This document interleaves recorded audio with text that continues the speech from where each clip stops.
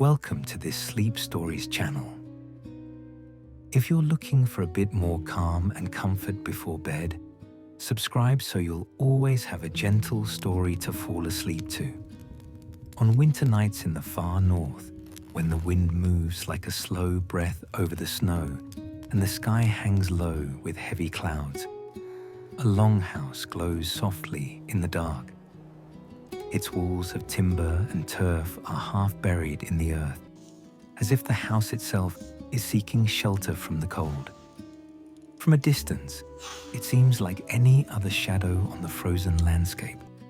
Only when one draws closer can the signs of life be seen. A faint strand of smoke rising from a smoke hole, thin lines of orange firelight leaking through cracks in the door and along the edges of shutters, a murmur of voices that blend with the sighing wind. Inside this longhouse, a small community is finishing the last slow tasks of the evening. Wooden bowls are stacked, woolen cloaks are shaken out and folded, embers are carefully gathered so that the fire will live through the night. The air is thick with the scent of wood smoke, dried herbs, and wool warmed by many bodies.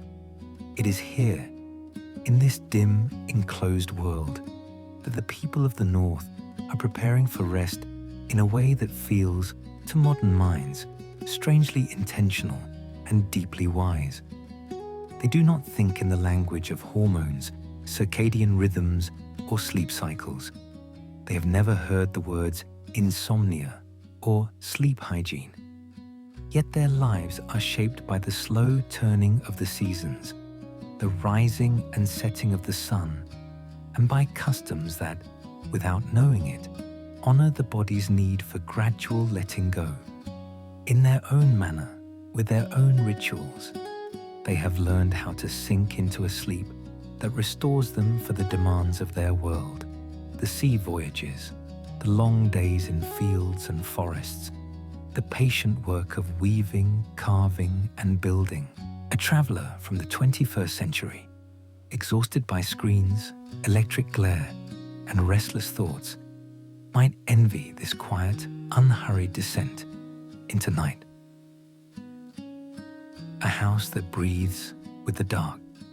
The longhouse does not have separate bedrooms, corridors, or closed doors to divide people from one another. It is a single, elongated space, wood-framed and earth-walled, like a ship turned upside down and anchored in the soil. Along its center runs the hearth, a low, open fire whose coals glow red and orange against the blackness of the roof beams. The flames do not roar. At night, they are banked and tamed, their light reduced to a steady flicker that never fully goes out. On either side of the hearth, raised wooden platforms run the length of the walls. During the day, they serve as benches for sitting, working, or sharing meals. At night, they transform into beds for the whole household. Armfuls of straw are spread across the planks as a soft, springy layer between the sleepers and the cold. On top of this come sheepskins and woolen blankets, thick and heavy. Sometimes furze fox, reindeer, or bear are laid above the wool to catch every bit of warmth that might escape. The longhouse is not silent. It never is. Even late at night, there are the small, constant sounds of a shared human life. Someone shifting under blankets, the low woof of a sleeping dog, the quiet creak of a beam, or the faint grinding of timbers as wind pushes against the roof. From the far end of the house comes the breathing of animals, cows, goats, or sheep housed indoors for the winter, their body heat mingling with that of the humans. The house holds all of this in a single breath, a single volume of air warmed by fire and flesh. To a modern visitor, the first impression might be of crowding. No solid walls, no private rooms, only curtains here and there, or hanging furs used to create small pockets of seclusion. Yet this very closeness brings something the modern world often lacks: an unspoken feeling of safety. No one sleeps alone. No one is separated by locked doors or double-glazed windows from the warmth and watchfulness of others.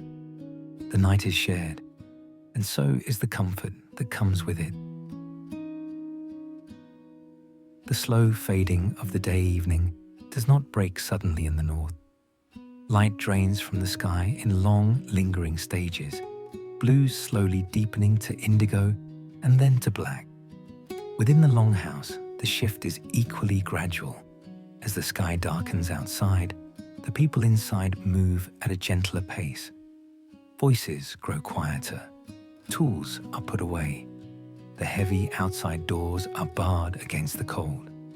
Somewhere near the hearth, a small stone or wooden figure stands in a niche, offerings of grain or ale at its base. A reminder that the gods and spirits are invited to watch over this household through the night.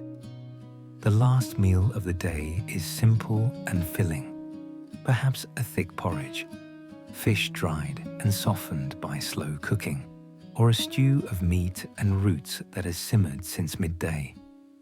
Children eat first, then lean against parents or grandparents, listening with heavy-lidded eyes to the quiet rise and fall of adult conversation. The talk is not hurried. There is no need to race against the ticking of clocks or to fit rest into narrow, numbered hours before an early shift. Time here is measured by shadows and sky, by the day's work completed and the sense of a body pleasantly tired. When the bowls have been cleaned and put aside, someone adds a few pieces of wood to the fire. The room brightens gently, then settles again.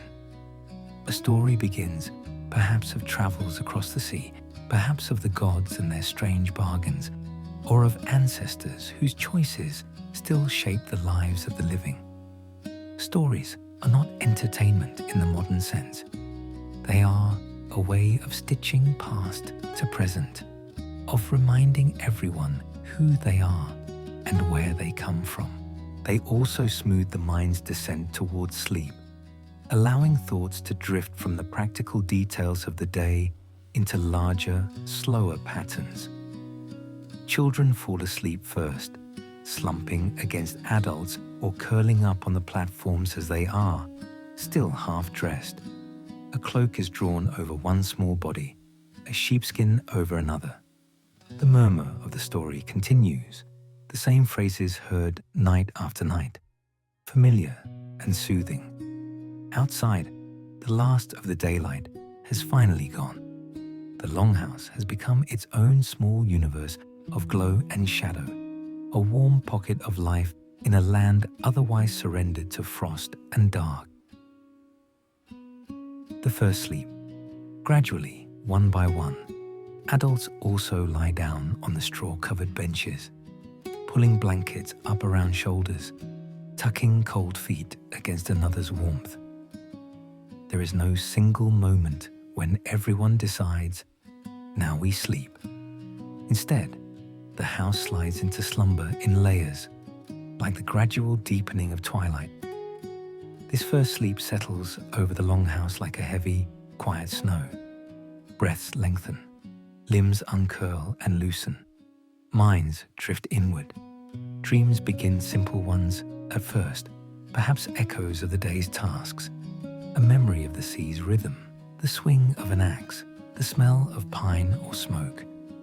Outside, the wind shifts direction. It runs its fingers along roof and wall, searching for cracks. In places, it finds them, and a faint draft slips in to play at the edge of blankets. Yet the sleepers do not wake easily. Their bodies are accustomed to such small disturbances. Their sleep has depth, anchored by the steady warmth of others lying nearby, by the dull red glow of the hearth that says, the fire still lives, you are still safe. This first portion of sleep is held in darkness, thick enough that time loses its hard edges. There are no digital displays to watch, No alarms glowing on bedside tables. No sudden chimes of messages arriving from distant places. The night is whole and unbroken to the eye, and the body responds in kind, sinking into a rest that does not hurry itself, that does not fear being cut short. Somewhere, under the roof beams, a raven perched earlier that day has left a single black feather snagged in the thatch. No one knows it is there, but if someone were to wake and look up, they might see it, dark against dark, swaying slightly in drafts from the smoke hole. For this people, such a sign would not be meaningless. Ravens are never only birds. They belong to stories, to gods, to omens. In a world like this, every object can contain significance. Every detail of waking and sleeping life is woven into a web that touches both earth and sky. The soft dividing of the night. After some hours, 4, perhaps a little less, perhaps a little more, the weight of that first sleep begins to lift of its own accord. No one rings a bell. No one calls out. Yet one person shifts, then another. An elder rubs at a stiff shoulder. A woman pulls herself up on one elbow to add wood to the fading coals, coaxing a few slender flames back to life. A child rolls over, sighs, and sinks again into deeper sleep. For many in the house, this is the moment of natural wakefulness that comes not with anxiety or urgency, but with a curious sense of calm. The mind, cleared by the first descent into unconsciousness, rises to the surface for a while, but does not fully leave the sea of sleep beneath it. Thoughts here are softer, slower, not yet sharpened by daylight duties. In this in-between time, small tasks are done. Someone checks the animals at the far end of the house, running a hand along a cow's flank, listening for any sign of distress or illness. Another person sits near the hearth with a spindle, letting wool twist under careful fingers into thread, the movement so familiar that eyes could be closed while doing it. Lovers might draw closer under their shared blankets, whispering in the low half-light. An old man might simply sit propped against the wall, watching the faint patterns of flame on the rafters, remembering other winters, other faces long gone. Outside, a narrow gap in the clouds might reveal a few stars, or the pale round of the moon. Inside, time feels thick and unmeasured. This is neither the fully waking day nor the deep unconscious night. It is a third kind of space, a threshold, quiet, reflective, almost sacred. In such hours, people sometimes speak in murmurs about their dreams. A woman tells of seeing a narrow path of ice stretching across dark water with a fox watching from the shore. A young man describes a ship sailing through the sky, its sails filled not with wind, but with light. An older woman listens and nods, weighing the images against the symbols she has inherited from mothers and grandmothers before her. Dreams here are not dismissed as random images from a tired brain. They are part of the household's language for understanding the world. Whispers from gods, ancestors, or from some deeper part of the self that only speaks when ordinary noise is quiet. The time between first and second sleep is often when such dreams are shared, while their colors are still bright in the mind and their edges not yet worn away by the work of the day. A culture without clocks. If we could stand at the threshold of the longhouse at this moment and look in without being seen, we would notice something striking. No one is impatient. No one is muttering, "I must get back to sleep. I only have 3 hours left before I have to get up." There are no numbers hanging over their heads, counting down the minutes until morning. The length of this wakeful interval is not measured but felt. When the needed tasks are done, when the additional logs have caught fire, when the quiet conversations have drifted into silence, people simply lie down again. This second descent into sleep is usually gentler than the first. Bodies, warmed once more by fire and activity, slip under blankets. Heads find hollows in straw. An arm is draped across a child who has slept through the whole waking period, unaware of the subtle shifting of the night around them. Outside, the wind may have strengthened or dropped away. Snow might have begun to fall, covering the world in white that glints faintly under the cloud-veiled moon. But inside the longhouse, the rhythm has returned to slumber. Dreams deepen in this second portion of sleep, becoming longer, stranger, more layered. Some will be remembered upon waking, others will vanish entirely, leaving only a feeling calm, unease, inspiration that lingers for hours or days. Without ever naming it, these people live in a pattern of segmented rest that follows something older than clocks, the needs of their own bodies, the sweep of the seasons, the slow breath of night itself. The morning that doesn't hurry. At last, a thin grey light begins to seep in around the doorframe and roof edges. It is barely dawn, but the snow outside reflects whatever light there is, sending it more strongly into the house than the sun alone might do. A rooster stirs somewhere, or a dog begins to shift and stretch. A baby wakes and fusses softly, and its mother, half asleep, reaches for it without opening her eyes fully. This too is a gradual rising. No alarm shatters the last threads of dreams. The household comes back to waking life in waves. Someone adds more wood to the fire, and yellow light grows where there was only dull red. Water is warmed, porridge is started. The smell of smoke changes from the dry crackle of night embers to the more complex scent of a new day beginning. The memory of dreams does not vanish completely with this dawning. It travels with people into their morning tasks. A man gathering tools for work might pause, remembering the image of a broken oar or a calm, glassy sea from his night visions, and mark that memory quietly for future interpretation. A woman kneading dough might think of the fox that visited her in the dream, wondering what sort of path or choice it might be hinting at. No one in this house would say that their sleep was perfect. They know of nights broken by storms that rattle the very beams, by injuries, by worry for someone out at sea.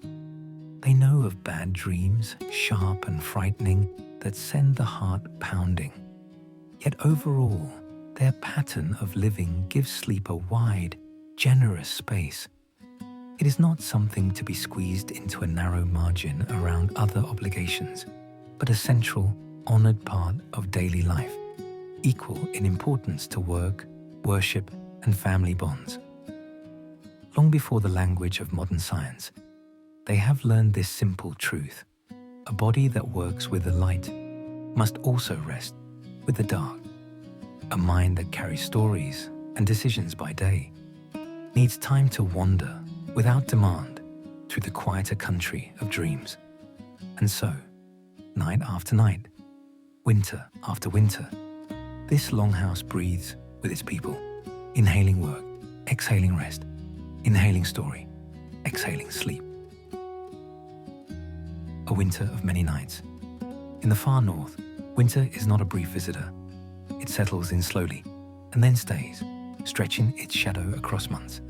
The sun, when it appears, moves close to the horizon, casting long blue-tinged light over snow and ice. Days are short, and nights pour over the land in deep, generous measure. For those inside the longhouse, this extended darkness does not feel like an enemy. It is demanding, yes, cold, can be deadly, storms dangerous, but the long nights offer something the people quietly understand. Time. Time to rest more deeply. Time to dream more fully. Time to repair not only tools and clothing, but also thoughts and spirits worn thin by the efforts of the warmer seasons. In summer, when the sun barely sets and the sky holds a soft brightness even at midnight, sleep is lighter and more easily broken. People rise early and go to bed late, making use of every usable hour of daylight for fishing, farming, sailing, and travel. Sleep in those months feels like a short harbor between voyages, brief but still essential. In winter, by contrast, the pattern shifts. The darkness invites longer retreats into the warm belly of the longhouse. People rest more. The first and second sleeps stretch out. Waking periods between them may widen as well, filled with quiet talk, low work, and the kind of unhurried reflection that is too easily pushed aside when days are bright and full of tasks. To modern eyes, trained to think that long sleep is laziness or wasted time, this might seem strange. But for this northern community, the body's instinct to rest more in winter makes intuitive sense. The land is resting, wrapped in ice. The fields are resting under snow. Trees stand bare and still. Rivers move more slowly under sheets of frozen surface. Even the sea, restless as it always is, can seem calmer in certain sheltered inlets when drift ice dulls the waves. Why should humans be the only creatures who refuse to let the season reshape them? The quiet work of the in-between. On one such winter night, the household has once again sunk into its familiar pattern. The first sleepers carried most of them away from waking concerns. The fire has burned down to coals. Outside, the wind sweeps fine grains of snow across the frozen ground, erasing tracks, smoothing irregularities, making the world appear newly formed. Deep within the longhouse, among the layered warmth of straw and wool, a girl named Runa stirs. She is not yet fully grown, but no longer a small child, old enough to help with spinning and simple weaving, young enough that adults still watch over her with a gentle eye. In the first sleep, she dreamed of a forest of ice, each tree made of clear frost, glowing faintly from within as if lit by trapped starlight. Now, as her body begins the slow ascent toward wakefulness, the brightness of that dream lingers in her mind. Her eyes open to the dim, smoky light of the longhouse. For a moment, she lies quite still, listening to the layered breathing all around her, the deep rumble of men exhausted by the day's woodcutting, the smaller, faster breaths of children, the occasional murmur of someone caught in a dream's tangled net. The sound comforts her. She is not alone in this dark. She is wrapped in a whole community's shared rest. Beside her, her younger brother is curled tightly under a wool blanket, one hand still loosely grasping a small carved wooden horse. Their mother lies on his other side, a steady warmth that Runa can feel even with a little distance between them. Across the hearth, her grandfather sleeps near the wall, propped slightly upright on folded cloaks for his old bones, his thick grey beard rising and falling with each breath. As Runa's waking deepens, she does not feel restless. There is no anxious clock ticking in her head, no worry of not sleeping enough. This interval of night wakefulness is as familiar to her as the dawn. Quietly, careful not to jostle her brother or disturb her mother, she slides herself up to sit. The air is cool on her face, but not bitterly cold. The longhouse holds its warmth fairly well. Thick walls of turf and timber trap much of the day's accumulated heat, aided by the steady exhalations of people and animals. Runa draws her cloak closer around her shoulders and looks toward the hearth. The fire is low, only a faint reddish glow outlining the shapes of half-burned logs. On many nights, an adult would already have risen by this point to tend it. But tonight, the newest wood has not yet been added. Runa waits a moment, half expecting someone else to move. When no one does, she stands softly and makes her way toward the center of the house. Her bare feet know the path.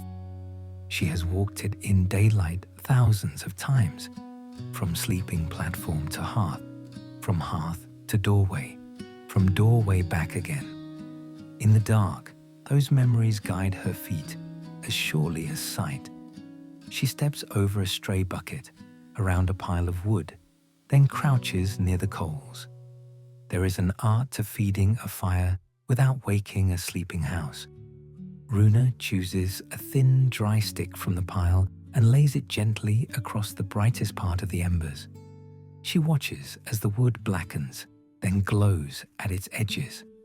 A thread of smoke curls up, tasting the air. Slowly, a pale tongue of flame appears, then another. The light grows, but not too quickly. As the fire regains a small strength, the shadows in the room shift. A carved post takes on new shape. The lines of the roof beams become visible. Runa sits back on her heels and simply watches for a while, her mind drifting as easily as the rising smoke. A house awake in the middle of night. She is not alone in her wakefulness. Across the room, her grandfather's eyes open, catching the flicker of the renewed fire. For a moment, he is still listening. Old habits, formed in younger years when danger could come unannounced, run deep. He listens for any sound that might signal trouble. A creak too sharp, a distant shout, the particular tone of a dog's bark that means stranger. Hearing nothing but the small swallow of flames and the normal night noises of beasts and humans, he relaxes and shifts to sit more upright. His joints complain softly, but he swings his feet down to rest on the edge of the platform, then slowly rises, pulling a heavy wool robe around his shoulders. He moves with the deliberate care of age, each step planted firmly, each motion economical. When he reaches the hearth, he finds Runa sitting there, her face illuminated by reflected firelight. She looks up at him, a question in her eyes, not asking permission exactly, but inviting him into this quiet wakefulness. "You fed our little son," he says in a low voice, so as not to disturb the others. "It was getting hungry." Runa smiles faintly. "It didn't want to die," she answers, echoing a phrase she has heard adults use about the hearth fire many times. In this house, fire is not just a tool, it is a kind of companion. Keeping it alive through the night is both necessity and ritual. Her grandfather lowers himself carefully onto a low stool near the hearth and extends his hands to the new warmth. "Did it wake you?" he asks. "Or did something else?" "A dream," Runa says, and then hesitates. In this house, dreams matter, but they are also treated with a certain respectful caution. Not every image is an omen. Not every fragment is a message. Some are simply the mind's odd echoes. The line between those categories is not always clear, especially to the young. "The kind that clings," her grandfather prompts gently, using an old phrase. "Like wet wool, or like burrs in a sheep's fleece." Runa nods. Yes. He does not press her right away. Instead, he reaches for a small bundle hanging from a nearby peg, dried leaves tied with a bit of yarn. He holds it briefly over the growing flames, not so close that it burns, just enough that heat begins to tease out its scent. A soft, earthy smell fills the air, part herb, part smoke. Runa breathes it in and feels something in her chest loosen. Her grandfather is not a formal healer, but like many elders, he knows certain plants that calm the body. This one, she has been told, is good for troubled thoughts at night. Whether its magic is in the plant itself or in the ritual of heating it over the coals, she is not entirely sure. Perhaps it is both. "Tell me," he says quietly when the scent has spread through the small immediate circle of warmth. So she does. She tells him of the ice trees shining from within, of the strange silence in that dream forest, of the sense that something waited just out of sight, patient and watchful, but not, she thinks, hostile. She tells him how she walked between those frozen trunks without feeling cold, how each step on the snow made no sound at all. Her grandfather listens, his lined face lit intermittently by the fire's glow. He does not interrupt. When she finishes, he is silent for a while, looking past her into the darkness where other family members sleep. "There are many kinds of winter in the world," he says at last. "The one outside these walls is only one of them. Some winters are of the air, some are of the heart, some are of time itself, and things seem to stand still, waiting." He pokes the fire once, watching sparks rise and vanish. "Ice that shines from inside," he muses. "Trees that are not really trees.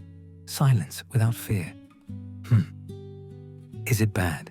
Runa asks softly. He shakes his head. "No, not bad.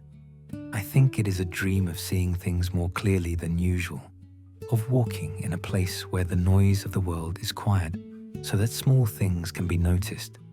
Perhaps it is telling you that this winter you will come to understand something that has so far been hidden." "What?" she asks. "If I knew that," her grandfather says, a faint smile tugging at his mouth, "the dream would belong to me, not to you." Runa thinks about this. The fire pops softly. Somewhere behind them, someone shifts in sleep. The bundle of herbs continues to release its calm, steady fragrance. Night as a teacher. In houses like this, at hours like this, wisdom travels in very small steps. There are no grand speeches, no formal lessons written in ink. Knowledge is carried in stories, in quiet comments made when only a few are awake to hear them, in the shared interpretation of dreams and signs. Night plays its part as a teacher precisely because it slows things down. Without bright light, tasks must be simple. Without structured schedules, conversations can meander. Without the constant stimulation of devices and distant voices, attention turns inward and toward those immediately present. Runa's grandfather does not present his thoughts about her dream as absolute truth. He speaks in images and possibilities, leaving space for her own understanding to grow. Over years, she will hear many such interpretations from him and from others. Some will resonate deeply, some will feel wrong and be set aside. Through this process, she will build her own inner map of symbols, her own sense of how the unseen world speaks to her. For now, she simply sits in the half-light, feeling her heartbeat slow, feeling the last intensity of the dream soften into a quieter presence within her. The ice forest no longer feels like something pressing urgently against the edges of her mind. It feels more like a place she has visited and may visit again, in sleep or in waking imagination. The fire burns a little stronger. Her grandfather, satisfied that she has settled, begins to speak of something else. A small memory from his youth, perhaps, of a winter when snow buried the house almost up to the roof and they had to tunnel their way out, or of a journey taken over frozen sea to trade with distant kin.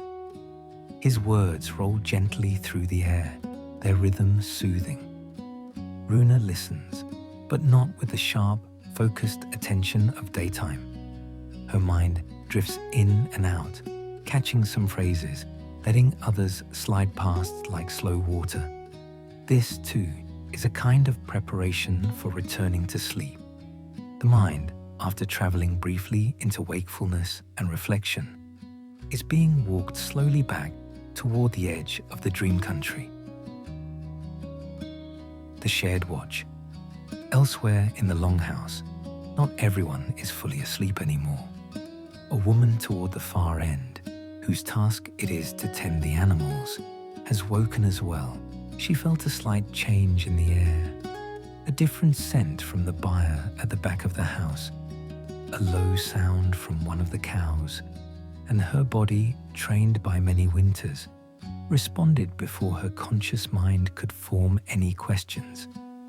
She rises, wraps herself in a cloak, and moves carefully past sleeping forms. Near the animals, the air is warmer and heavier, rich with the smell of hay, dung, and living breath. She listens, eyes half closed. A cow shifts, a goat stamps once.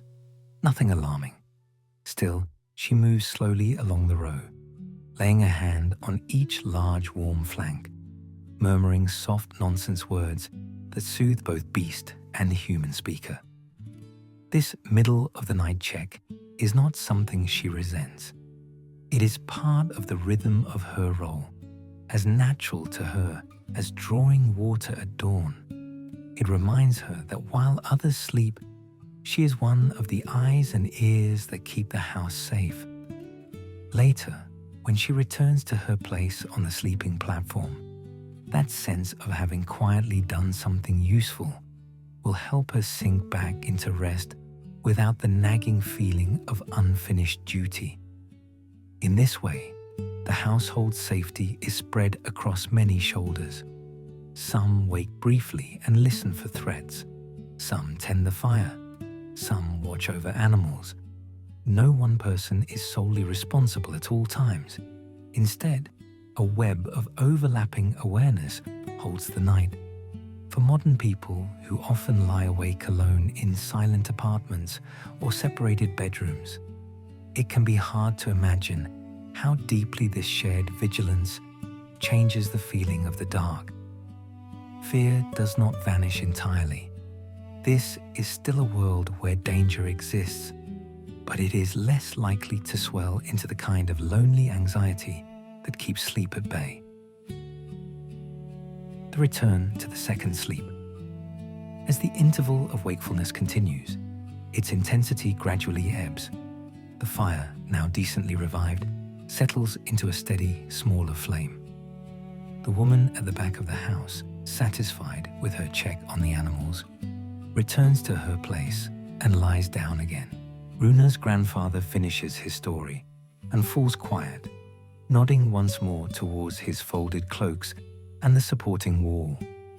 Runa herself, now feeling heavier, stretches and carefully returns to her sleeping spot. Her brother, still holding his carved horse, has not stirred. She curls in behind him, tucks her cold toes against the backs of his legs, and pulls the blanket up under her chin. Around her, the sounds of the house soften again. The middle, wakeful layer of the night thins and dissolves. The community, having done what quiet work and watching it needed to do, lets itself slide once more into deeper rest. This second sleep feels different to Runa than the first. The earlier, heavier falling felt like dropping a stone into a deep lake. This one feels more like stepping into water, while already somewhat wet, familiar, easy, natural. Her body remembers the way. Her mind, having briefly visited the surface, now folds itself more willingly into the strange light of dreams. Whether she returns to the ice forest or travels somewhere entirely different, she will not know until morning. The dream world, for her people, is not something to be fully controlled. It is a country partly shared with gods and unknown forces. One does not demand specific paths there, one receives what comes and only later tries to understand. Outside, the night continues its course over snowy fields and frozen streams. Inside, the longhouse once again breathes in unison with its sleeping inhabitants. The room grows quieter, the patterns of movement smaller and slower. Embers pulse red, then dim, then flare again when a hidden pocket of resin catches. Time moves on, but no one is counting. What the dark allows. Across many winters and many generations, this pattern repeats with small variations. Sometimes the interval between sleeps is longer, sometimes shorter. Sometimes it is filled with more work. Sometimes with more story. Sometimes with simple, meditative, sitting in silence. But always, it exists as a recognized and accepted part of the night. The effect of this on the people's inner lives is subtle but profound.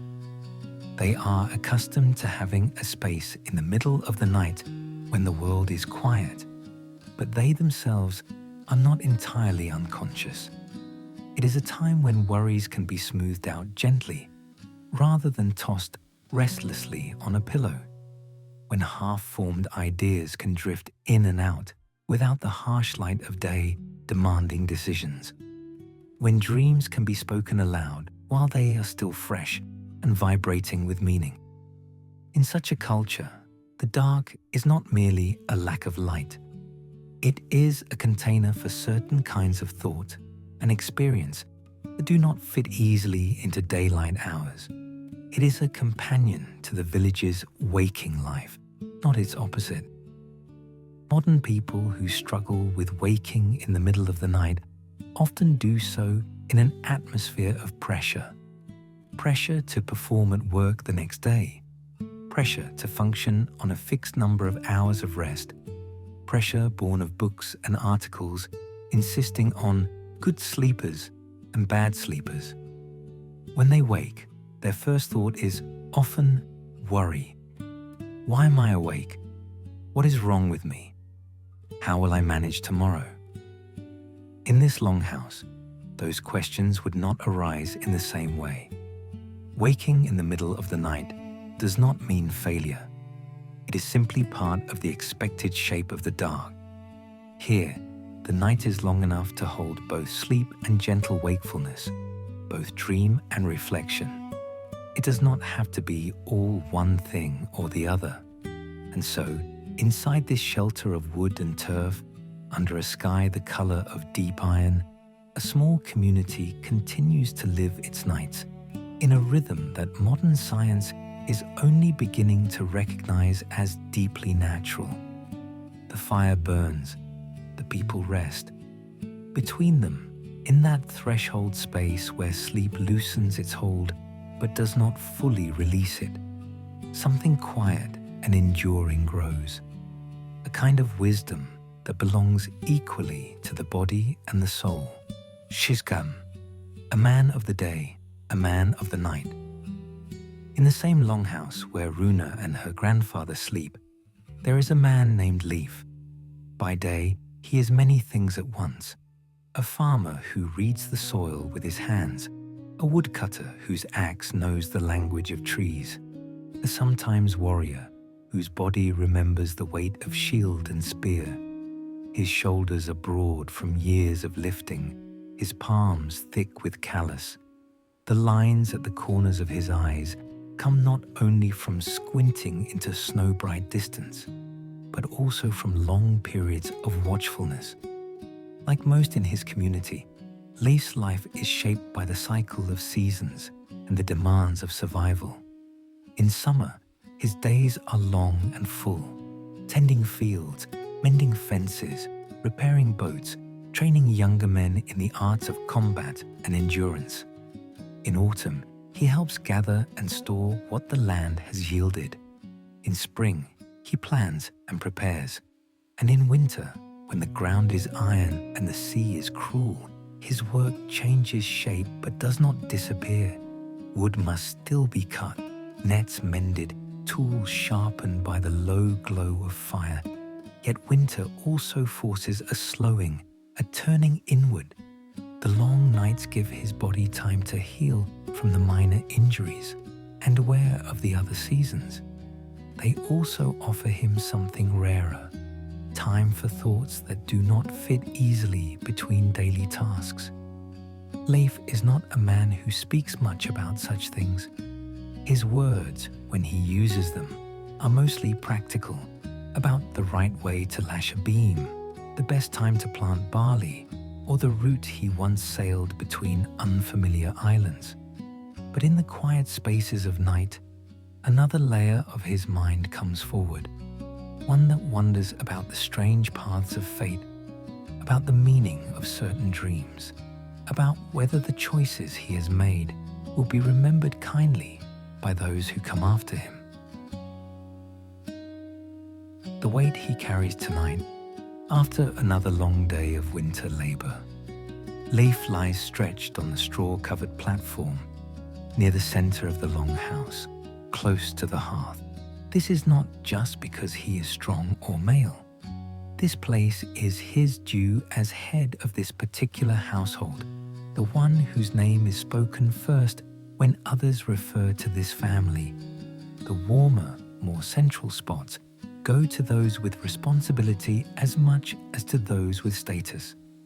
He can feel, even through cloak and blanket, the press of straw against his back, uneven but familiar. His feet are warmed by the nearness of another body, his wife Asa, who already breathes with the shallow rhythm of early sleep. Beyond her, their youngest child lies curled in a tight ball, fists tucked under chin, hair a wild halo against the wool. The sounds of the house at this hour are ones Leif knows as well as his own heartbeat. The muffled clink of a wooden bowl being set aside for the night, the low murmur of someone finishing a quiet conversation, the small rattle of dried herbs as a bundle is adjusted on its peg. Then gradually, one after another, these human noises melt away into a single gentle murmur of shared rest. For a while, Leif remains awake. His body is tired thigh muscles aching from walking through deep snow, shoulders sore from hauling logs. But the tiredness feels honest, earned. It is different from the exhaustion that comes from unresolved worry, from the grinding weariness of too many days without decent sleep. This fatigue is more like a calm heaviness, inviting him downward. Yet as his eyes close and the warmth of blankets begins to seep into his bones, a familiar set of thoughts drifts up. Images of fields that must be planned for spring. Calculations about how long the stored grain will last if the winter is longer than expected. The memory of a storm at sea many years ago when a friend's boat did not return. In another kind of life, in another age, these thoughts might keep him awake for hours, circling in his mind without resolution. Here, in this environment, they behave differently. The quiet comfort of many bodies nearby, the flicker of the hearth, the accepted pattern of the night, all work together to soften their sharp edges. Leif takes a slow breath, feeling the air cool as it enters his nose, then warm again as he exhales. The rhythm of his chest begins to match the larger rhythm of the sleeping house. One by one, the practical concerns of tomorrow sink below the surface. What remains is a more diffuse, almost wordless awareness of his place among these people, of the turning of seasons, of the fact that for this one night, at least, they are all alive and under one roof. He lets that knowledge be enough. Sleep, when it comes, does not pounce. It arrives like mist over a river, gradual, quiet, covering shapes without entirely erasing them. The dreams of a working man. Leif's dreams are not always prophetic or grand. Often they are woven from the materials of his days. The gleam of an axe blade in pale winter sunshine, The pattern of bark on birch and pine, the feeling of stepping into a boat that rocks gently under his weight. Sometimes he dreams of rowing for a long time, the oars dipping and lifting in a steady, soothing rhythm, the sound of water against wood like the slow beating of a drum. Tonight, the first dream that comes is of walking through the fields near his home, but they are not as they are now, lying under snow. In the dream, the land is caught between seasons. Snowmelt runs in thin silver streams between rows of dark, wet earth. Tiny green shoots are just beginning to break through, filled with fragile promise. The sky is a clear, pale blue. He walks slowly, hands clasped behind his back, feeling the mud soft under his boots. As he moves, he notices details that in waking life he might overlook. The particular curve of a sprouting leaf, the small stones half buried in the soil, the way light scatters on water in the furrows. There is no one else in the dream, no storms, no enemies, no urgent voices calling his name, only the land and his own quiet presence in it. A sense of peace soaks into him as he walks. In the distance, he sees the outline of the longhouse, but he does not hurry toward it. There is no need. The house is not a goal to be reached, but a given, a constant. He knows it is there, and that is enough. For a man whose waking hours are full of tasks, this simple dream of wordless walking is its own kind of medicine. When he finally drifts up again toward partial wakefulness, sometime in the middle of the night, the echo of that calm field remains. The middle waking through another's eyes. Leif's eyes open to a thin wash of firelight sliding along the roof beams. He hears small sounds, the crackle of a new log catching flame, the faint whisper of someone shifting near the hearth. He does not rise all at once. Instead, he lets his awareness expand slowly, like a circle drawn outward from his own still body. To his left, Asa still sleeps, though her face is turned slightly toward the fire. The child beyond her mumbles something unintelligible and settles again. Across the hearth, he can just make out the shape of Runa's grandfather, propped on his folded cloaks, head bowed as if dozing in a sitting position. Near the coals, someone is crouched with a cloak drawn up tight. He squints and recognizes Runa's small, intent form. Leif feels a tiny thread of satisfaction at this sight. The younger ones are learning without needing to be constantly instructed, learning to tend the fire, to move silently through a sleeping house, to understand that night holds tasks as well as day. His family will not always need him to be strong and watchful. Others will grow into those roles. He lies still a moment longer, listening. The animals at the far end of the house shift now and then. A faint scent of some warmed herb rides above the common smell of smoke. Leif inhales it and feels an unexpected ease in his chest. He could force himself up now, make another round of checks, rehearse again the familiar path of responsibility. But he does not feel that tug tonight. No sense of lurking danger pulls at him. No inner urgency demands more action. Instead, he simply rolls onto his side, the straw rustling under his weight, and watches the small scene by the hearth. The old man and the girl in quiet conversation, words too soft for him to catch. To an outsider, it might seem that Leif is doing nothing in this moment. Yet something delicate is happening inside him. By allowing himself to rest awake without immediate purpose, he is giving his mind space to settle on new thoughts. He notices, for example, how the girl's posture has changed over the past year, from the loose, unself-conscious flopping of childhood to a more deliberate way of holding herself. He wonders, without yet forming it into a decision, when she might be ready for more serious training in the tasks of survival. He thinks briefly of his own father, long gone now, whose face sometimes returns to him only in dreams.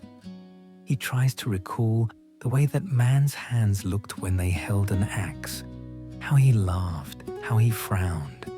These reflections drift through him like the slow current of a deep river. He does not hold on tightly to any one of them. The night does not demand conclusions. Letting go of the shield. There is another layer of Leif's experience that only reveals itself fully at night. The release of tension from years of being, in one way or another, a protector. Out in the world, even in peacetime, he moves with a certain alertness. His eyes check the edges of fields and the line of distant trees, almost without his willing it. His ears stay half attuned to the tone of a dog's bark, the particular silence that often precedes the arrival of a stranger. The places where his armor has rested in the past, across shoulders, on forearms, still remember the pressure. This habit of readiness is useful. It has helped keep his family secure through years when raids were more common, when old feuds flared up without warning, when a poorly timed journey might end badly. Yet such constant readiness, if never eased, can harden a man, shortening his temper, tightening his body, shortening his sleep. Inside the longhouse at night, held in the soft net of shared rest, Leif's body gradually learns to loosen its grip. He does not consciously say to himself, "Now I can relax." It happens by degrees, as muscles unwind, as breathing deepens, as the emotional work of the day is given to dreams and the half-waking reflections of the middle night. When he allows himself to lie awake, not to plan or calculate, but simply to be, he is, in effect, lowering a shield he has held for many hours. The familiar ache between his shoulder blades eases a little. The line of his jaw softens. Even his thoughts, which often march in directed sequences during the day, begin to wander in less rigid paths. It is as if the night, with its extended stretches of darkness and its accepted periods of quiet wakefulness, offers him a chance to practice a different way of existing. One in which not every moment must be guarded, in which he can trust that for a time, others are carrying part of the watch. This trust is not naive. Leif knows as well as anyone that danger is real, but he also knows that a man who never sleeps fully, who never lets his mind and body drop their burden for a while, will eventually falter at the very times he most needs to be strong. So, when he feels his eyes growing heavy again after a while of watching the quiet movement at the hearth, he does not fight it. He lets the weight of his body press into straw, lets his thoughts blur at the edges, and allows himself to fall once more into the second sleep that waits like deep water below him.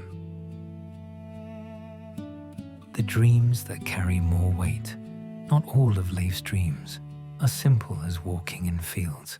Some have edges that bite more sharply into memory. On another night, some weeks later, after hearing news that an old acquaintance has been lost at sea, he goes to bed with his mind more troubled. The house is no less warm, the fire no less steady, but in his chest there is a knot of fear and sorrow that resists easy smoothing. In the first sleep, his body still finds enough rest to drop quickly into unconsciousness. But his dreaming mind goes to stormy places. He finds himself standing on the deck of a ship in the heavy seas. Waves slam against the hull, sending sprays of icy water into his face. Wind roars in his ears. Around him, men shout, but their words are lost in the tumult.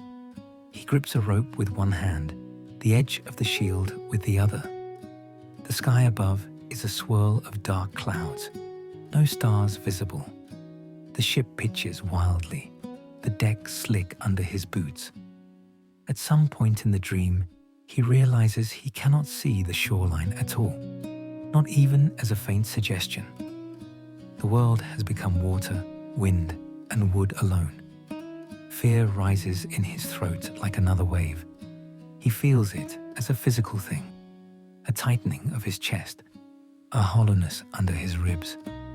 At the same time, another part of him, the part that has stood in real storms, begins to move through familiar motions, checking the sail, bracing knees, shouting instructions.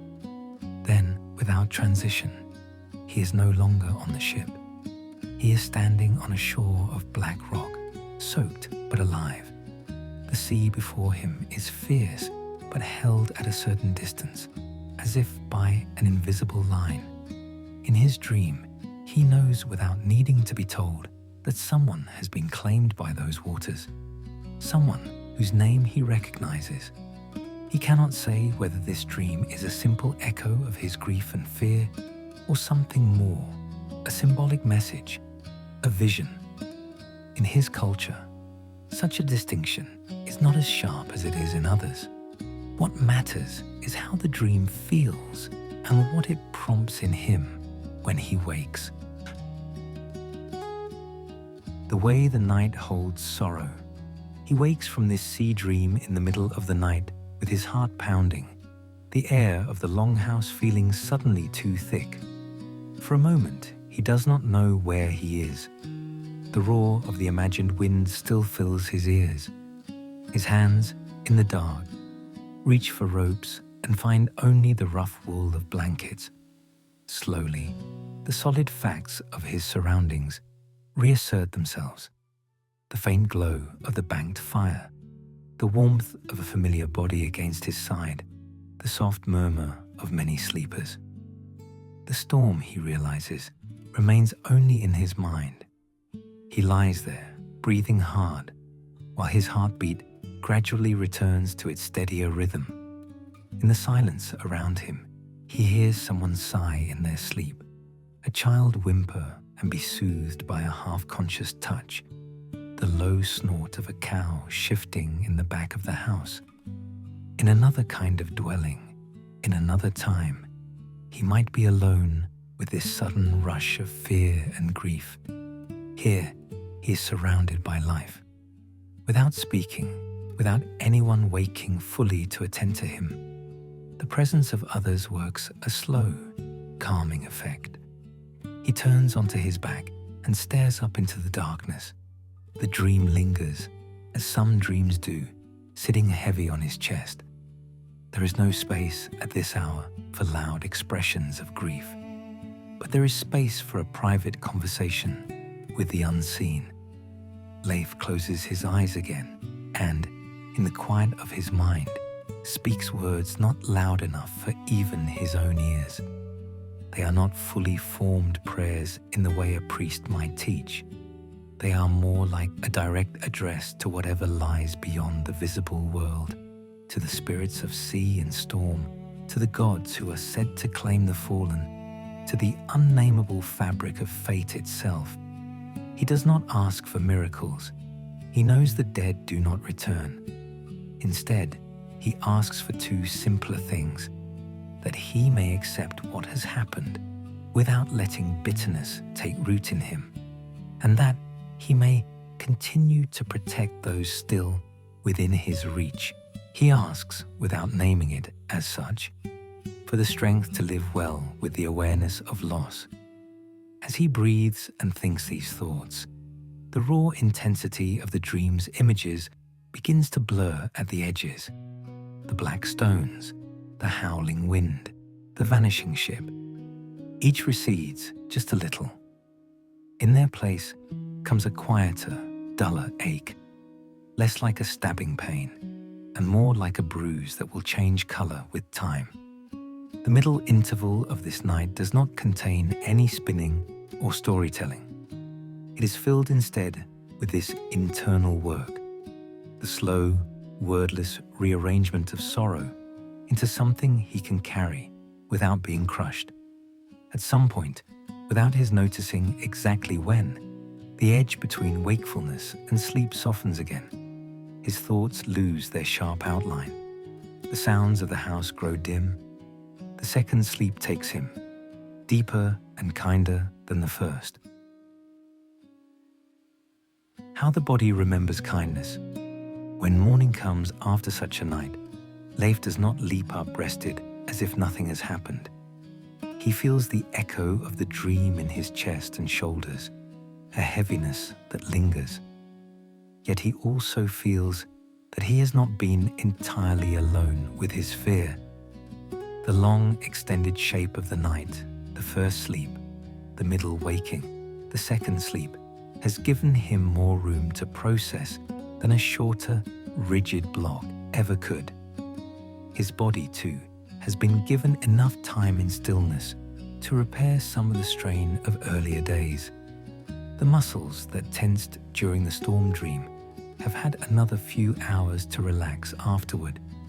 The shared warmth of the sleeping house has kept his core temperature steady, allowing deeper phases of rest even when his mind wandered through darker landscapes.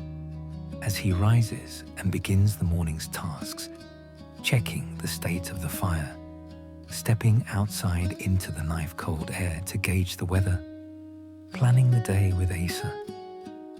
He moves a little more slowly than usual, but not broken. The dream has left its mark, but it has not taken all of his strength. Over time, this pattern repeats with many different emotions.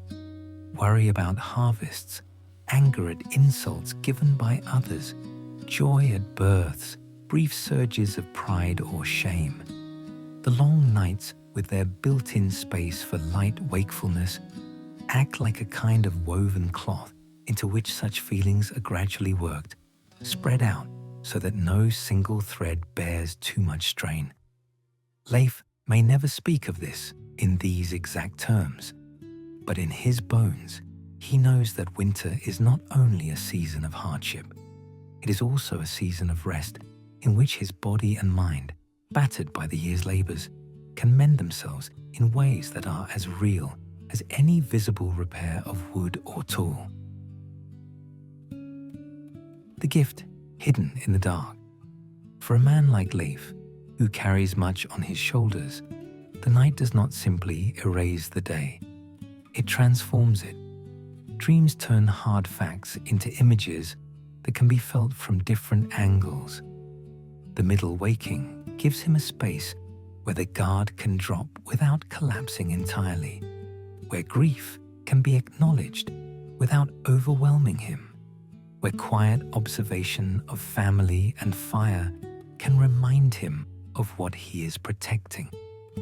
In a world without clocks, without electric lights, without the constant intrusion of distant troubles through invisible lines, this nightly pattern emerges naturally. It is not planned as therapy. It is not designed as a ritual of mental health. It arises from necessity, from environment, from habits passed down because they work. Modern science may speak of hormone cycles, of REM sleep, of the effects of communal living on stress levels. But for Leif and those like him, the understanding is simpler and no less true. The body needs time to rest. The spirit needs time to wander and to heal, and the night is long enough to hold both. As he moves through another winter, another series of long nights and brief days, he does not envy those who might someday try to force all their rest into a neat, unbroken block. He would find such a demand unnatural, even cruel. The world itself is not so cleanly divided. Why should sleep be? And so, when darkness once again folds over the snow-clad fields and the longhouse becomes a soft ember in the wide cold, Leif lies down among his family, feeling the familiar press of straw, the weight of wool, the nearness of breathing bodies. He knows that in this enclosure, both his weariness and his worries will be met by the only physicians his culture truly trusts: time, darkness, shared warmth, and dreams. Walking the longhouse with your eyes closed, imagine for a moment that you are not lying in your own bed, but inside that Norse longhouse. You do not have to move your body. It is enough to move your attention slowly, as if you are walking in thought from one end of the house to the other. The night is deep, and the only light comes from the hearth at the center. The flames are low, but the coals are bright, a soft, living red. Above them, a few thin tongues of fire rise and curl, licking quietly at the underside of a blackened pot or at a new log placed earlier in the night. Around and above, the roof beams disappear into shadow, their outlines hinted at only when a flicker of flame grows strong enough to touch them. You begin at one end of the longhouse, nearest the door that opens to the outside. There, the air is a little cooler, edged with a trace of winter draft. The heavy wooden door is barred for the night, but a faint breath of the outer cold still seeps through cracks between planks, carrying with it the subtle scent of snow and frozen earth. Near this entrance, cloaks hang from pegs driven into the wall. In the dimness, they are only darker shapes against the barely lighter background of timber and turf. Some are rough and thick, made from undyed wool. Others, belonging to those who have traveled far or who have traded well, show a hint of pattern or of richer dye. A muted red, a deep blue, a soft green. Their fringes sway slightly when the wind outside presses harder against the door, as if the garments are breathing with the weather. At your feet, still in imagination, you feel the floor. Not smooth boards, but hard-packed earth. In some places, flat stones have been set to make a more solid surface where people walk most often. A thin scatter of straw softens certain patches. Here and there, your mind's toes brush against small things left from the day. A wood chip, a lost thread, a seed husk from earlier threshing. To one side, near the door, stands a low bench where outer boots are taken off and set aside at night. Leather, wet from snow or damp from earlier slush, has been placed where it can dry slowly, not too close to the direct heat of the hearth. You can almost smell it, that faint animal tang of cured hide, mixed with traces of earth and moisture. The longhouse stretches ahead of you, a dark tunnel of shared life. The slow drift toward the center. As your awareness drifts inward from the door, the temperature rises, degree by slow degree. The further you go from the cold outer wall, the more insulated you feel, as if wrapped gradually in layers of invisible cloth. On both sides of the central space, the long wooden platforms begin. They are raised just enough from the earth to avoid the ground's deepest chill, perhaps knee-high or a little less. By day, they serve as places to sit, to work, to eat. Now, in the center of the night, they are covered in sleeping forms. You do not step on those platforms. You simply let your gaze, your inner gaze rest gently on what lies there. A pile of straw, flattened and warmed by bodies, fills the surface of one section. Over it, a broad sheepskin spreads, its wool side facing up, soft and slightly rumpled. Two people lie upon it, backs turned toward the wall, faces angled slightly toward the fire's faint glow. Their features are mostly in shadow, but you can see the slow rise and fall of their shoulders. Un has an arm thrown out in sleep, fingers half curled, catching a sliver of bronze light from the coals. Farther along, a child has wriggled partly free of their blanket, small bare feet poking out into the cooler air.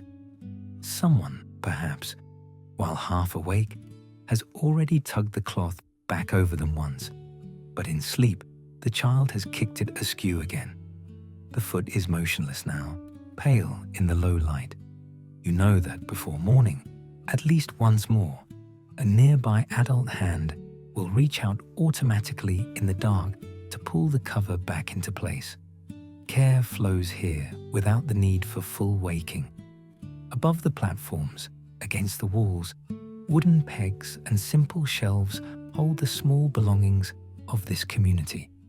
Belts, knives in their sheaths, bags of herbs, simple wooden boxes containing tools or treasured trinkets. Each object is part of a quiet story. Someone's daily work, someone's journey, someone's family line. At this hour, all those stories are resting too, gently set aside like the items themselves. The hearth at the heart. Step now, in your mind, closer to the center of the longhouse, where the hearth sits open and steady. The fire pit is a shallow, elongated hollow in the earth floor, its edges darkened by many seasons of heat and ash. Stones ring part of it, scattered in a pattern that only the household truly understands. Some mark spots where pots can sit without tipping. Others serve as support for wooden poles used to hang cooking vessels earlier in the day. Now, most of those poles are empty. A single iron pot may still rest near the coals, holding water kept warm overnight for morning use. The coals themselves are a subtle landscape. They glow brightest at the center, where the heat is most intense, fading to duller reds and browns toward the edges. Thin grey ash lies soft over some parts, like a dusting of snow, when a small draft moves through the house, when someone shifts, or the wind presses differently against the roof. A tiny veil of ash may lift and swirl, showing for a moment the brighter embers beneath. Above the fire, smoke gathers slowly and then drifts toward the smoke hole in the roof. It does not rise in a straight column, but in shifting ribbons, pushed and pulled by little air currents created by the difference in warmth between hearth and walls. In the dimness, you can just make out its movement, a soft blurring of air, a hint of silver grey that catches the fire's light and then vanishes upward. The smell here is complex, but not harsh. There is the deep, resinous scent of wood that has burned all-day pine, perhaps, or birch, each with its own character. There is the faint sweetness of something boiled earlier, still clinging to the pot and the air. There are threads of dried herbs hung from the rafters, slowly releasing their quiet fragrance in the gentle warmth.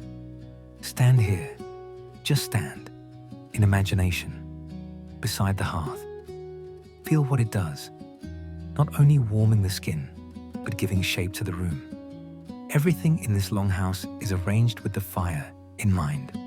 It is the sun of this small night world, the center around which sleeping constellations lie. Even when eyes are closed, everyone's sense of space includes the hearth.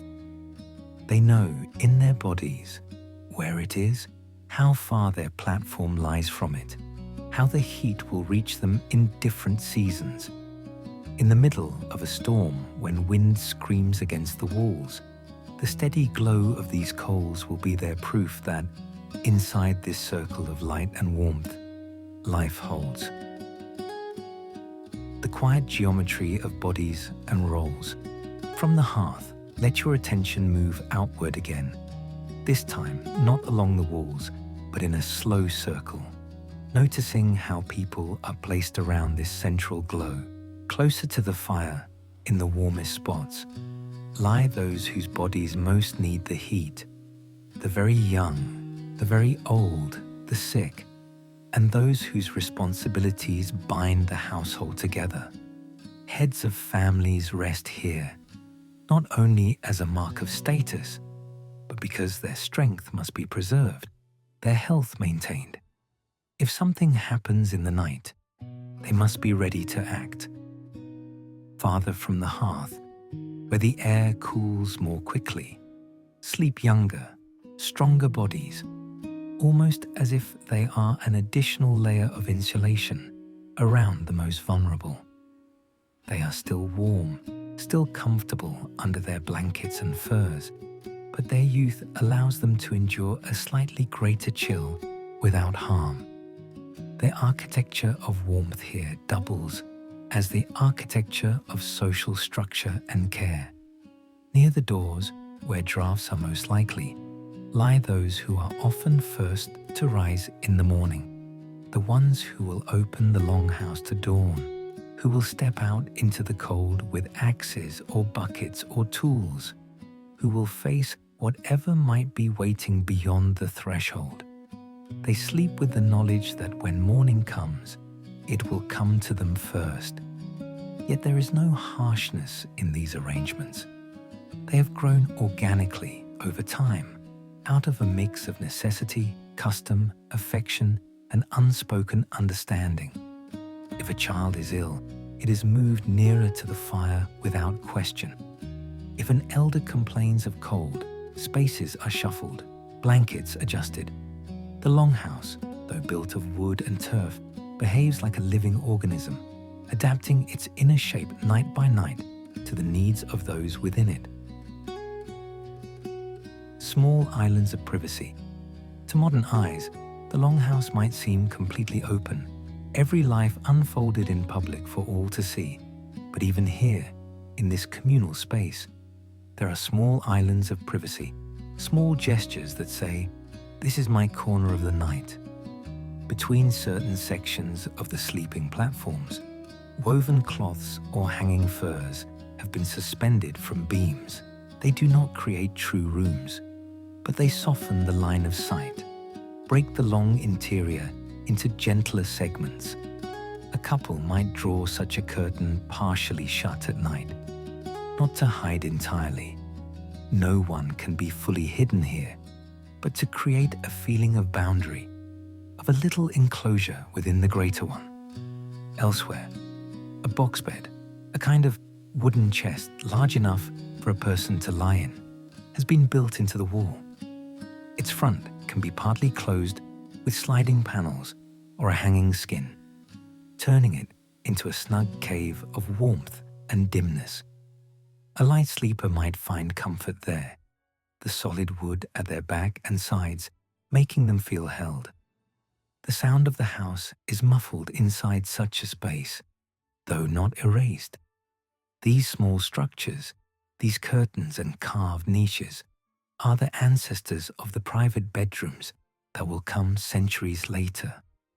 But here, they do not yet serve to separate individuals from the life of the group.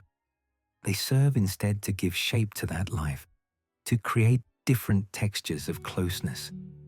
Behind a curtain, voices must be lower. Within a box bed, one hears the house as if through a gentle veil. As your inner gaze moves past one such curtain now, you sense the subtle change in atmosphere on either side. Out here, the faint murmur of many breaths and the soft crackle of fire. In there, a deeper quiet, broken perhaps only by the small whisper of fabric when someone shifts against the wooden wall. The other end, beasts and spirits. Continue in your quiet walk toward the far end of the longhouse, away from the main door, past the center of sleeping platforms and the hearth. The air grows warmer and thicker here, touched not only by human presence, but by other lives.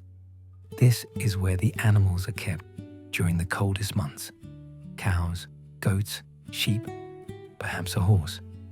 They stand or lie in their stalls, separated from the human space by low partitions or by habit rather than solid walls. The smell is richer here, hay, manure, the warm, damp exhale of living creatures larger than humans. In the dark, you hear them as much as you see them. The slow grind of teeth as a cow chews cud, the occasional rustle of hooves shifting position, a soft chuff of breath. Now and then, one animal lets out a small sound, a half moo, a bleat that is barely a syllable, and another answers, or does not. Most of the time, they too are resting, bodies engaged in their own cycles of digestion and repair. Somewhere just beyond the edge of the stalls, tools lean against the wall, rakes, pitchforks, perhaps a sled or yoke. In the faint light reaching this far, their outlines blur into one another. They stand like quiet sentinels, their usefulness temporarily suspended. This end of the longhouse feels different in another way as well. For many in this culture, it is closer to the unseen. Animals, with their wordless awareness, are often considered more sensitive to shifts in weather, in spirit, even in fate. The far end of a house where beasts and certain storage spaces lie may feel to some like a thinner place between worlds. It is here, perhaps, that offerings of grain or ale are sometimes left for household spirits, small guardian beings thought to share the space with humans and animals, invisible but attentive. A flat stone near the wall might be stained from many such poured libations. A little carved figure might stand beside it, a simple face cut into wood, watching year after year.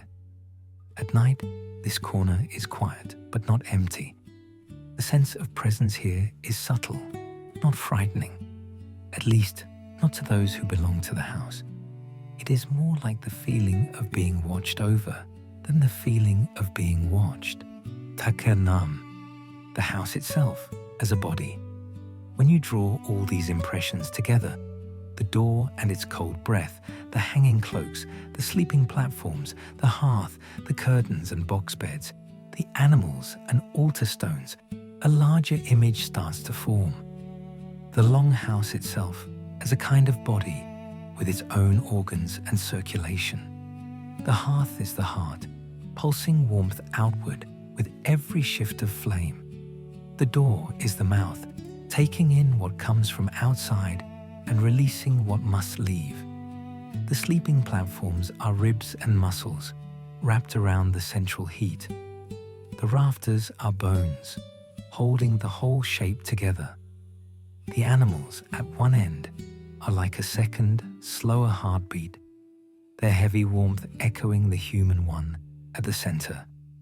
Within this wooden body, human bodies rest, aligned with its rhythm. Their breath, combined, warms the air. Their dreams, combined, create a kind of shared night mind that stretches from one end of the house to the other. No single person's internal world is entirely separate. Stories told in one part of the house echo mentally in another. A murmur of concern near the animals can wake a half-sleeping parent near the door, ready to help. The architecture is simple, but the effect is complex.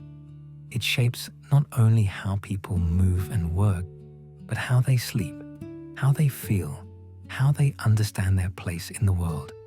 Surrounded by wood, earth, fur, straw, smoke, and the nearness of others, they seldom face the night as isolated individuals. They meet it as parts of a greater whole. Listening again from your own bed. Now gently, let this imagined longhouse fade. Keep, if you wish, only a few of its details. The glow of embers in the center of a dark room, the soft rise and fall of many breaths, the comfort of knowing that others are near, even if you cannot see them. You can carry this image back with you to your own sleeping place, wherever it is, even if you sleep alone, in a modern apartment, in a quiet house with closed doors. The memory of that communal breathing space can change how you feel about the dark around you. When you wake in the middle of the night, as so many do not, with the relief of Runa or leaf, but with flickers of worry, you might recall the rhythm of that older world. You might remember that waking at such an hour need not be an emergency, need not be a problem to solve immediately. It can be a quiet interval, like the calm path Runa's grandfather walked with her in thought, like the gentle, watchful wakefulness Leif allowed himself during the middle of the night. You can imagine that you are simply moving in your mind from the door toward the hearth, from the edges of your own life's longhouse toward its warm center. You can picture your thoughts as straw being smoothed, as a new log placed gently on coals, as a curtain drawn halfway to create a little softness, but not full separation. The longhouse, with its ancient timbers and sleeping families, may be far away in time, yet the shape of its nida, the way it holds both solitude and closeness, both wakefulness and rest, can still offer something to anyone seeking sleep now.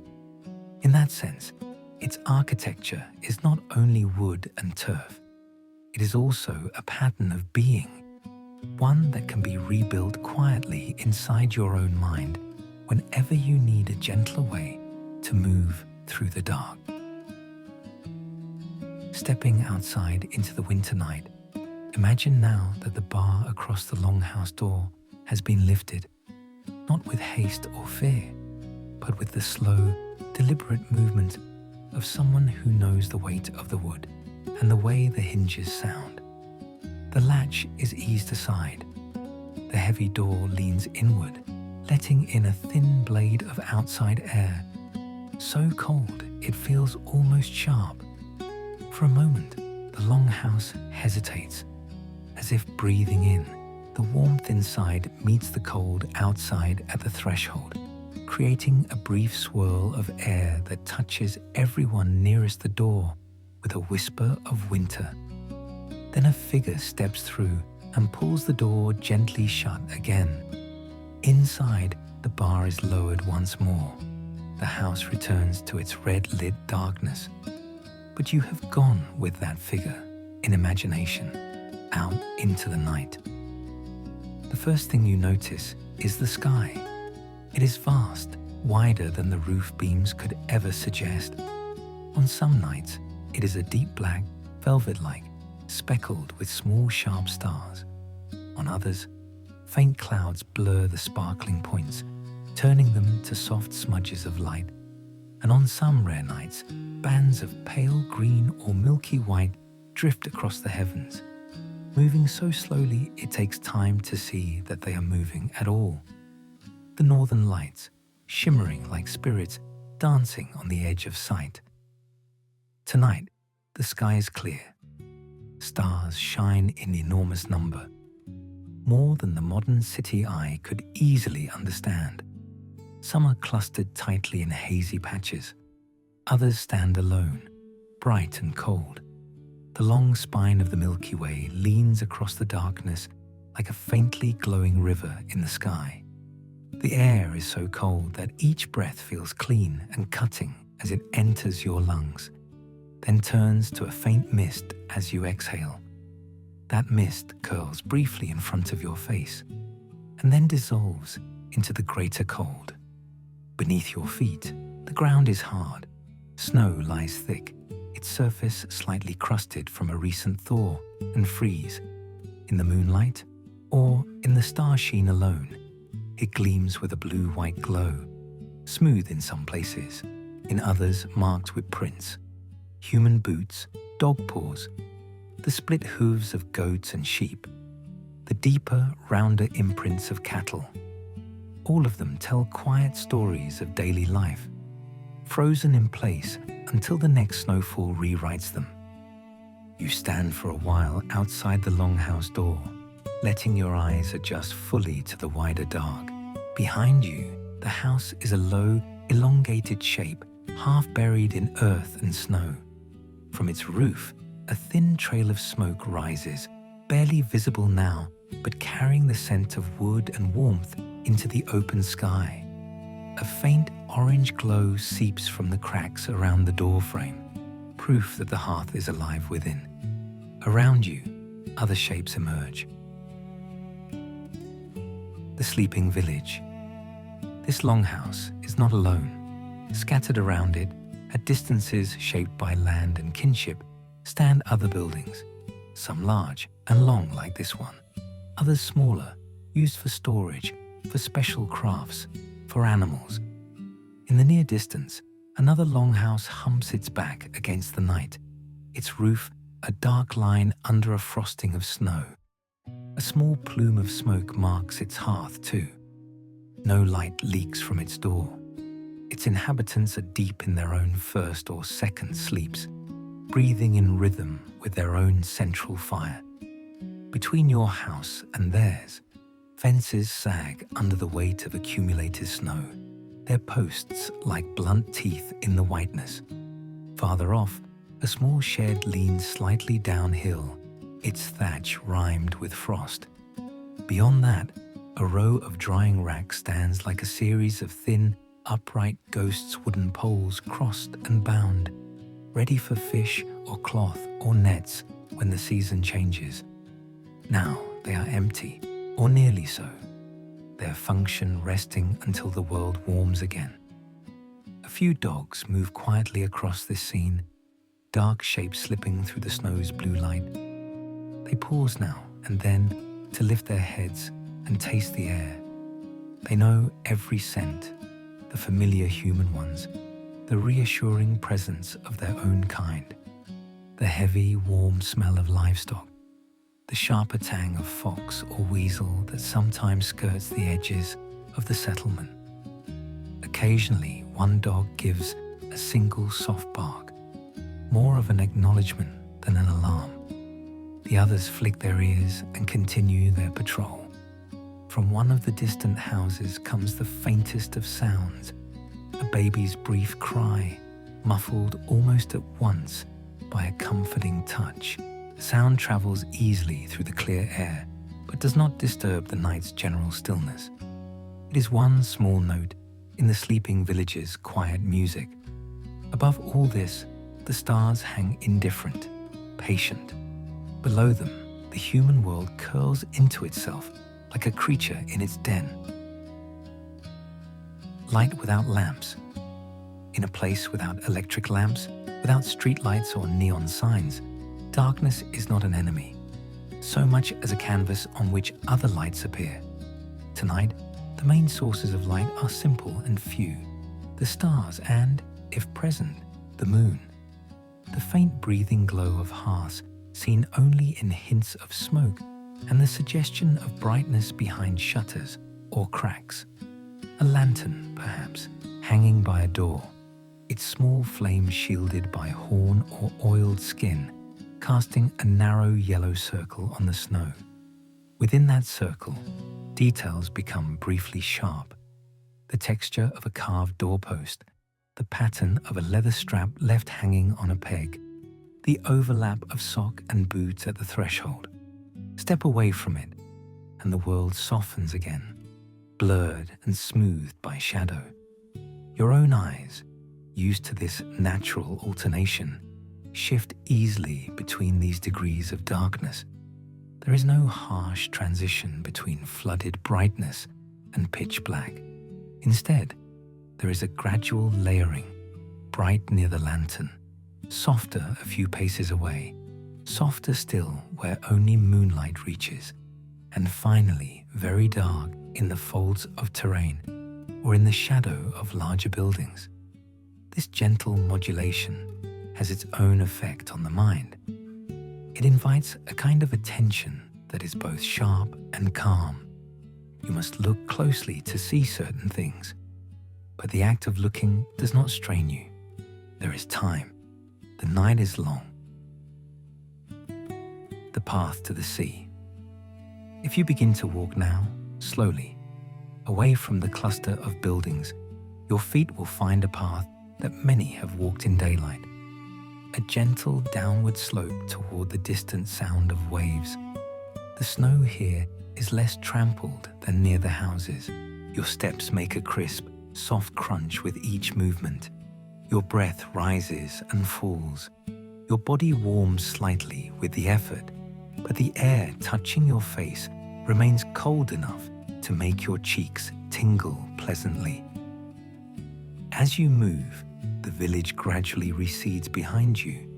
The shapes of longhouses grow smaller, their smoke trails finer, until they are just a cluster of low, dark humps on the white land.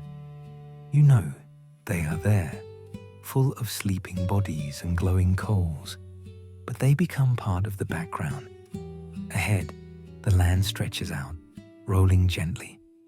Small stands of leafless trees huddle together like groups of figures bent in conversation, their bare branches ink black against the starry sky. Each twig holds a cap of frost or a small tuft of snow, which catches whatever light there is and gleams faintly. To one side, a low rise shields you briefly from the wind. On the other, an open field gives it freer passage. The sound you heard faintly at first, like a slow, distant sigh, now grows gradually more distinct. It is the sea, moving under its skin of winter. The path you follow does not go straight down to the water. It curves slightly, following the natural dips and ridges of the land. Here and there, stones protrude through the snow, dark and smooth. A few, carefully set upright in earlier times, stand in small groups or lines, markers of property, of boundaries, or perhaps of something older that memory half remembers and half invents. In the dark, they look like waiting figures, patient and still. As you pass, the sound of waves deepens. The winter shore. At last, you come to the edge, where land ends and water begins. The transition is not sharp. Between rock and open sea lies a band of broken ice, floating slabs and crusts that grind gently against one another as the tide moves. In some places, the ice has fused into a narrow shelf that extends a little way from shore, creaking softly under its own slow adjustments. You stand at the very edge, where the snow thins and the dark rock shows through. The air here is sharper still, filled with the salt scent of the sea and the clean metallic tang of ice. Out beyond the band of broken ice, the water is a vast black plain. It moves in slow heaves, each swell lifting and falling in a rhythm that never hurries, never stops. The stars above are reflected faintly in its surface, their light broken and distorted by the constant motion. Now and then, a small white crest appears as a wave topples gently over, then smooths again. Even here, in winter, the sea does not sleep. It is quieter than in a storm, its voice lower, but it continues its endless work, shaping coasts, carrying currents, bearing the unseen passage of fish and other life beneath the surface. To the mind of a northern farmer or sailor, this sight is familiar and layered with meaning. It speaks of past journeys and future risks, of friends lost and goods brought home, of stories passed down about whales, storms, and distant lands where the language changes, but the wind tastes much the same. Tonight, however, you simply watch. The sound of the waves becomes a kind of slow breathing in your ears. In as the water climbs the shore, out as it retreats, dragging small stones with it in a gentle clatter. In, out, over and over. The repetition is soothing, like the rock of a cradle or the swing of a boat on a calm sea. If you let your attention rest on this rhythm for a while, without trying to shape it into anything, you may feel your own internal tempo begin to match it. Your inhalations and exhalations fall into step with the waves, your heartbeat relaxes slightly, your shoulders lower by an almost imperceptible degree. In this way, the winter shore becomes another kind of longhouse, a natural enclosing space made not of wood and turf, but of sound and darkness. Here too, you are held. The distant ships of memory. Along this coastline, ships are as central to life as fields and cattle. Their shapes, long and narrow with raised prows, have carried generations of men and goods across these waters. Now, in the depth of winter, most of them rest pulled up on shore, covered against snow, their hulls supported by sturdy beams. If you turn slightly from the open sea and walk along the edge of the water, you might find such a resting ship, a dark form beached above the highest reach of the tide, its keel settled into a cradle of stone and wood. Snow has gathered in its hull, softening its lines, but the curve of it is still visible against the background of land and sky. In the half-light, you can imagine it afloat again, rocking gently, its sail furled or full, its oars rising and falling in patient, powerful strokes. The echo of many hands and voices seems to cling to its timbers, held there like a faint warmth. For those who have traveled far and returned, a sleeping ship like this is both promise and memory. It waits for ice to loosen its grip on the shore, for winds to shift, for the year to turn. It is a reminder that winter too will eventually pass, that the long nights will shorten, that the broad, bright days of voyage and trade and exploration will come again. In the context of sleep, this vessel in its winter rest offers another picture. Even things built for motion, for cutting through waves and crossing distances, have their seasons of stillness. They are not always in action. There are times when they must be pulled to shore, supported, protected from the worst of the elements, allowed to be simply what they are without constant strain. Humans, who demand so much of their waking hours, might take a quiet lesson from that. Returning past the fields. When you have spent as much time as you like by the sea, listening to its slow, tidal breathing, you can turn back toward the village. The path upward feels slightly different in this direction. Your feet know its dips and bumps now, so you walk with an easier confidence. The cold has settled into your clothing, but in a way that feels familiar rather than hostile. You know that warmth waits ahead. As you pass the boundary stones and the small stands of trees once more, you may notice details you missed before. The delicate lacework of ice on a low branch, the faint tracks of a hare crossing your path, the soft brushing sound of a dry weed's head as it taps against its own stem in the breeze. The fields you pass are flat under snow, but in your mind's eye, you can see them as they were in autumn, stubbled and golden, or as they will be in a few months, dark earth broken open, ready for seed. This layering of seasons within one view is one of winter's subtle gifts. With less activity to fill the eye, memory and imagination step forward, showing the land not just as it is, but as it has been and will be. For those who live from such fields, this quiet walking in winter is a form of planning without paper. Distances are measured in steps, slopes in the feel of calf muscles straining, soil quality in the remembered give or hardness under earlier feet. At night, in such walks or in dreams that echo them, choices for the coming year begin to form long before hands actually take up seed and plough.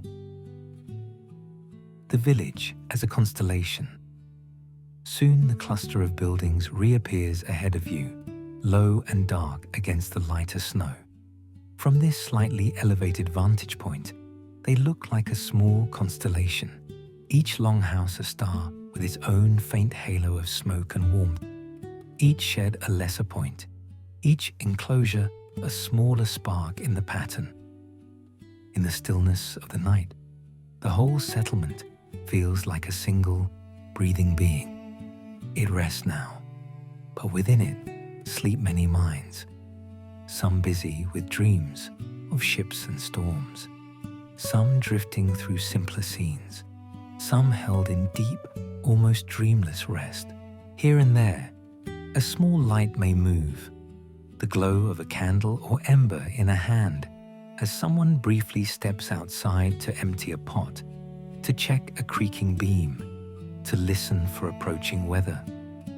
These little moving lights are like the flicker of neurons in a sleeping brain, momentary flares of activity within an overall calm. As you draw closer, the familiar forms of carvings and posts emerge from the blur. Dragon heads at eaves, stylized animal shapes on door frames, symbols whose meanings are felt rather than fully decoded by most who pass them daily. They are touchstones, reminding people of gods, of myths, of the larger patterns in which their individual lives are nested. Back to the longhouse door. You return to the door you first stepped from. Its heavy plank stands solid, edged by frost, where interior warmth has met outside cold. The iron or wooden fittings are dark, chill to the touch. Yet beyond this barrier, you know there is a very different world. Smoke-soft air, whispering sleep, the gentle red of coals. In your mind's hand, you lift the bar once more. It is not an effort of force now, but a small act of choice, a decision to move from the immense, star-filled quiet of the outer night back to the closer, more intimate quiet of the longhouse. The door swings inward with its familiar creak. Warmth wraps around you at once, almost startling after the clear, cutting cold. It carries with it all the scents you had left behind: wool, wood, people, animals, ash and herb. The orange-red light of the hearth dazzles your eyes for a moment, used as they are now to starlight. Figures are only soft silhouettes until your sight adjusts. You lower the bar gently back into place, sealing the house again. The outside night continues on its own vast path, unoffended by your brief departure and return. Inside, nothing has changed, and yet something has. You have walked, if only in thought, through the sleeping village, along the winter shore, under the enormous sky. You have witnessed the scale of the world that cradles this longhouse, and then returned to its snug interior. The contrast makes the hearth's glow even sweeter, the murmur of nearby breaths even more comforting. You step carefully back toward your imagined sleeping place, guided now not by moonlight on snow, but by memory of where the benches lie, where bodies are, where the warmth is deepest. You lie down, again or for the first time, under whatever coverings you have, wool, fur, cloth, and let the last impressions of the winter journey fade. Stars and sea, snow and smoke, distant ships and near hearths, all of them drift together into a soft blur. Your breathing slows. The longhouse, the village, the sea and the sky all continue their own quiet rhythms, and you become, once more, a resting part of them. When night becomes a doorway, for the people of the north, night is not only a time when the body lies still. It is also a doorway, quiet, unassuming, but always present between the seen and the unseen. By day, the world is full of hard edges, the feel of axe on wood, the weight of buckets filled with water, the glare of sun on snow, the sting of cold wind on cheeks and hands. Decisions must be made, work must be done, words must be spoken and heard. The tasks of survival demand attention turned outward. When darkness comes and the longhouse closes itself against the winter, another mode of being gradually takes over. The same people who spend their daylight hours counting fish, measuring grain, or guiding plows across fields now find themselves lying still, eyes closed, breathing slowly. The body, freed from the demands of constant motion, yields more easily to gravity and warmth. In that stillness, something else stirs. Thoughts that were half formed in daylight fill out their shapes, questions that could not be answered about where to travel next year, about whether a marriage should be agreed, about why a child has fallen ill return, but in a slightly different light. Instead of hard, sharp points, they become softer, more suggestive, taking on images rather than remaining only words. This is the realm of dreams, and for the Norse, it is not a trivial one. The respect for dreams. In this culture, dreams are not dismissed as random fictions of a sleeping brain. They are given a place within the larger web of knowledge and belief. Not all dreams are treated as messages, but some clearly are, at least to those who experience them. Elders tell stories of dreams that foretold storms or raids, of visions of ships sinking that were followed days later by bad news from the sea. Sagas. The long narratives that carry the memory of families and heroes are filled with accounts of dreams that hinted at future battles, alliances, betrayals, or blessings. From childhood, people here learn that what they see in sleep may matter. They are encouraged, gently, to notice, to remember, to tell. Not every child will become a seer. Not every person will be known for their prophetic dreams. But everyone grows up with the sense that the night's images belong to the same world as the day's events, not separate, but differently lit. This belief does not mean that all dreams are taken literally. A boy who dreams of a dragon does not necessarily expect to meet a physical monster the next day. Rather, he might learn that such a creature can stand in the language of symbols for danger, for greed, for a great challenge, or even for hidden treasure in a metaphorical sense. To live in such a world is to inhabit a richer texture of reality. Meaning does not end at the edge of waking perception. It seeps gently into the hours when the body lies still and the mind roams freer, smasakan, preparing for sleep, as for a journey. Because dreams are seen as potentially meaningful, the act of going to sleep is treated with a certain quiet respect. It is not only collapse from exhaustion, but also a departure into a place where messages might be received. Each household has its own small habits, but certain patterns are common. As evening deepens and the last tasks fade, someone may clear a small space near the hearth, on a shelf, a flat stone, or a carved post.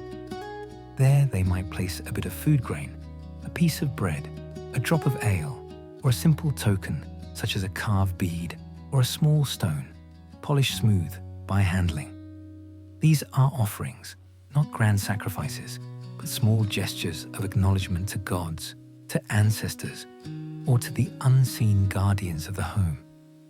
A few quiet words might be spoken with them, not loud or formal, but more like the intimate tone one uses with an old friend. Thanks for the day that has passed, a request for protection through the night, a hope for guidance in matters that trouble the heart. Children may not always hear the exact words, but they sense the tone and the rhythm of such acts. For them, the idea that sleep is accompanied by blessings and watched over by benevolent forces becomes part of their inner landscape.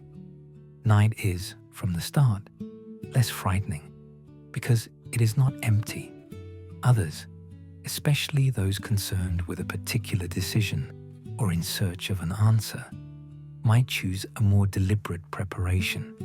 They might wash their faces and hands, symbolically clearing away the dust of the day. They might wrap themselves in a favorite cloak or fur, one associated in their mind with safety or earlier good fortune. They might hold a small object of personal significance, a ring, a carved token, a bit of fabric from a loved one, until drowsiness pulls their fingers slowly open.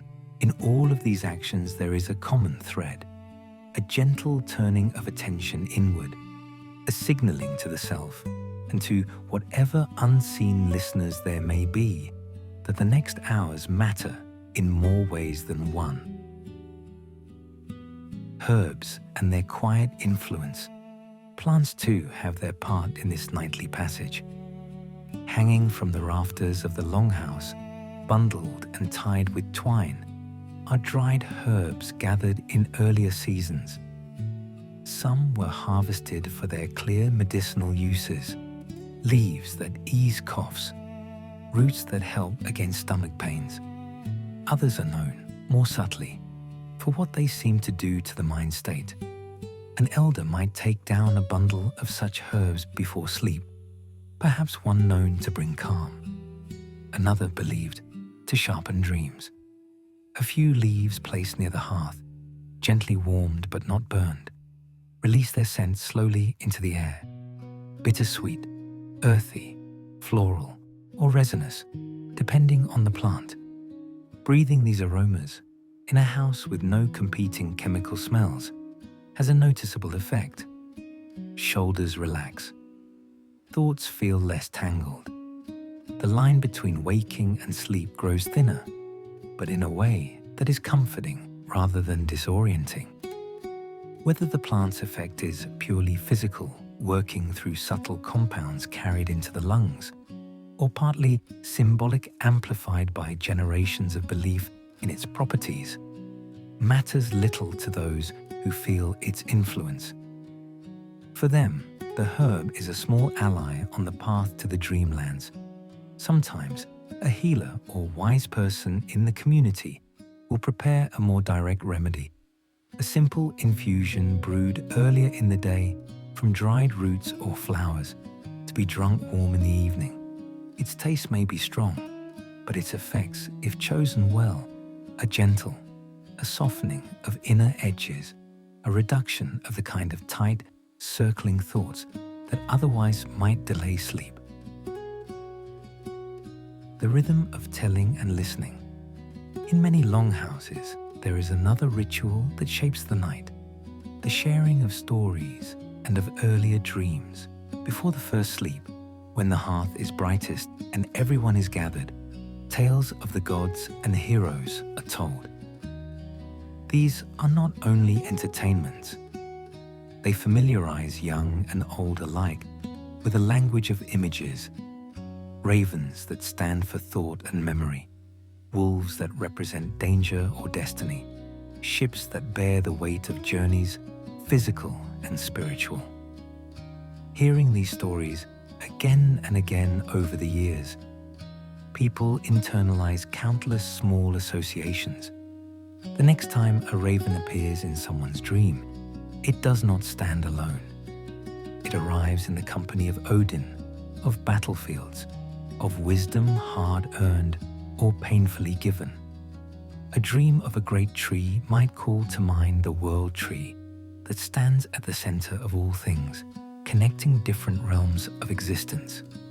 A dream of tangled thread or knotted rope may evoke the Norns, the weavers of fate.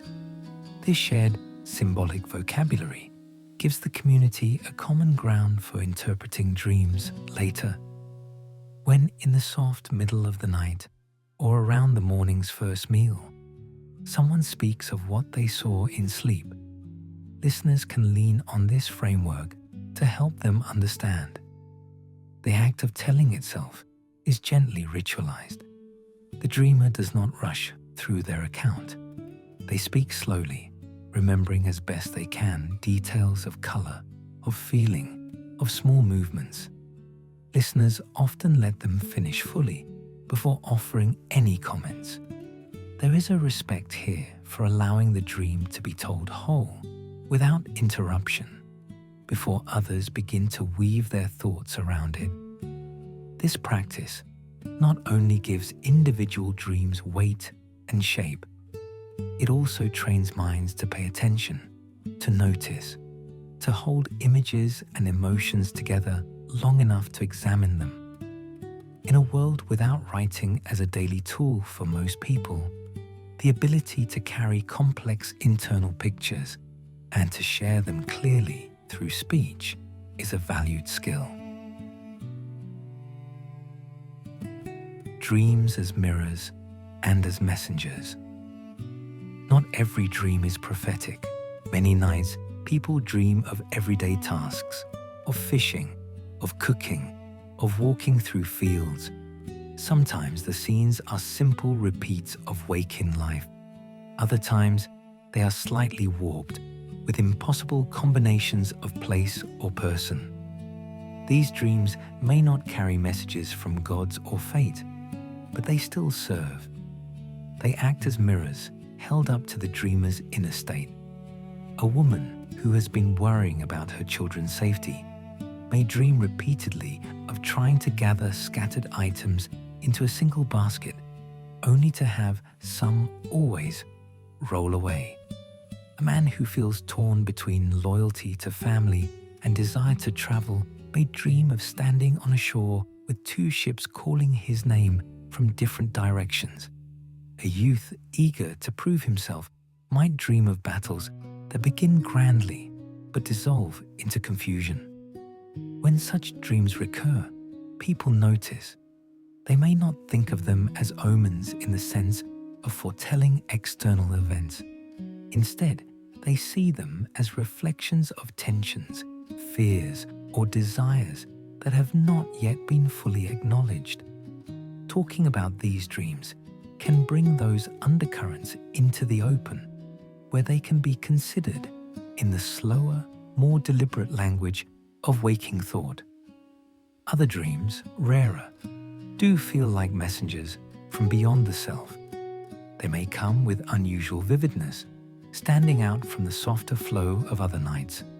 Colors are brighter, sounds clearer, emotions stronger.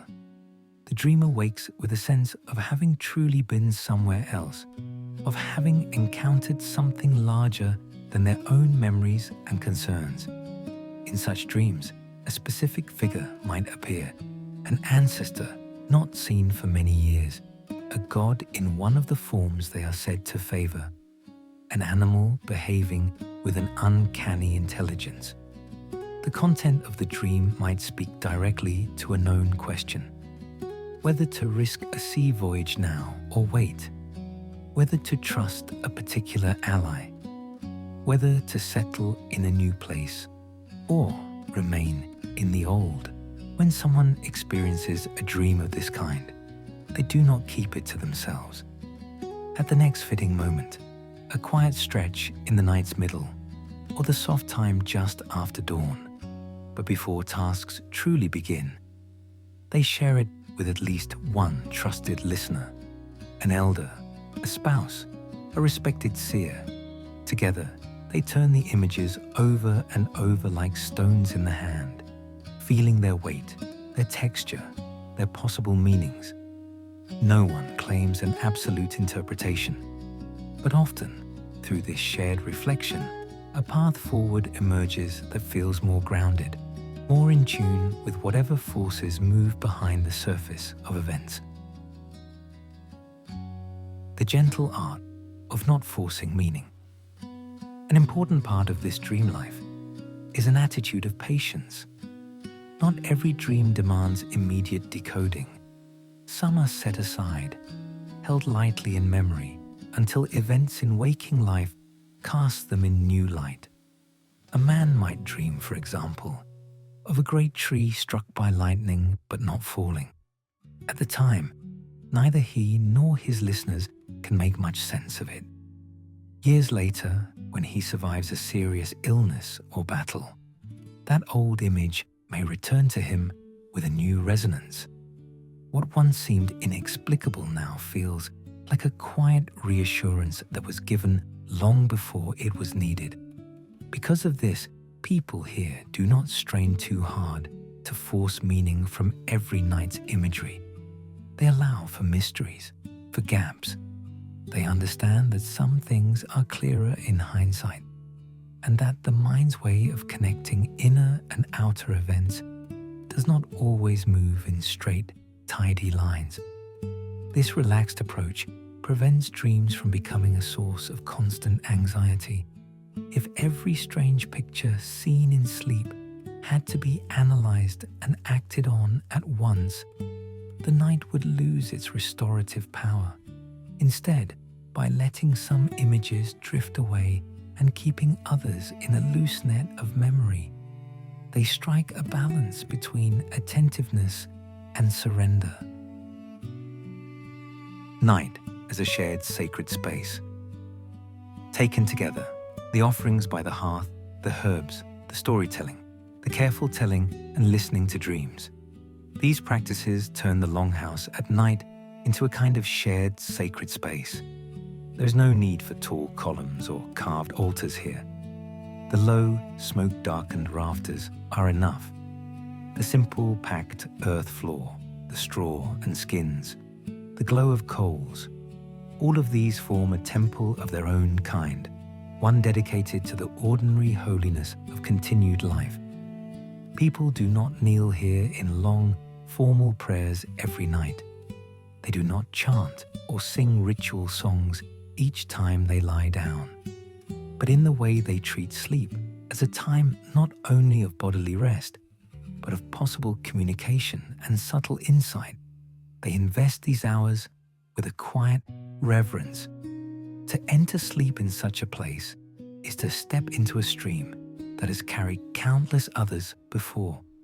Grandparents, great-grandparents, nameless ancestors whose stories have faded but whose blood still flows in living veins. They all lay down in similar houses, under similar roofs, watching similar fires die to embers. They too dreamed such dreams, worried such worries, sought such guidance. For someone drifting now towards sleep in this environment, that continuity is a source of comfort. Whatever comes in the night, pleasant visions, strange images, even occasional nightmares, they know that others have walked such paths and returned. The night, in this understanding, is not a void. It is a realm rich with presence, of memories, of gods, of the living and the dead, all moving in patterns that the waking mind can glimpse but never fully name. And the people of the longhouse lying side by side on straw and wool, breathing in unison under the smoke-soft rafters, slide gently into that realm with the same acceptance with which they rise each morning to meet the solid, demanding light of day. Building your own inner longhouse, you do not live in a Norse village. Outside your window, there may be a city street, an apartment courtyard, a small suburban road, or a quiet country lane. Light might leak in from distant windows, from passing cars, from signs and screens. The roof above you is not made of turf and timber, but of other materials, other technologies. And yet, even here, even now, there is a part of you that longs for what that longhouse offered, a sense of being held in the dark, a rhythm of night that does not rush, a feeling that waking and sleeping both belong to a larger pattern and are not simply problems to solve. You cannot move your bed into a Viking longhouse, but you can, in a very real way, build one inside yourself, not of wood and earth, but of images and small choices, not with hammers and axes, but with breath and attention. Tonight, as you lie where you are, you can begin. Dimming the world, Before the people of the longhouse sleep, they let the day slowly unwind. Firelight replaces sunlight. Tasks grow smaller and calmer. Voices drop. The boundary between work and rest is respected. In your own way, you can imitate this. You do not need to construct an elaborate ritual. Start with a simple decision: to let the outside world become a little quieter, a little dimmer, before you close your eyes. If there are bright screens near you, let them go to sleep first. Give your eyes the gift of softer light, perhaps a lamp with a warm tone, perhaps just the spill of light from another room instead of a direct glare. If you can, allow yourself at least a short stretch of time, 15 minutes, half an hour, more if you like, where nothing demands your immediate response. You might sit or lie quietly. You might listen to a gentle story or simply to the sounds of your own space. You might make a small, simple gesture, a cup of warm tea held in both hands, a few lines written in a notebook, a short thought silently offered in thanks for something about this day, however small. These acts do for you what the dimming of the longhouse did for its people.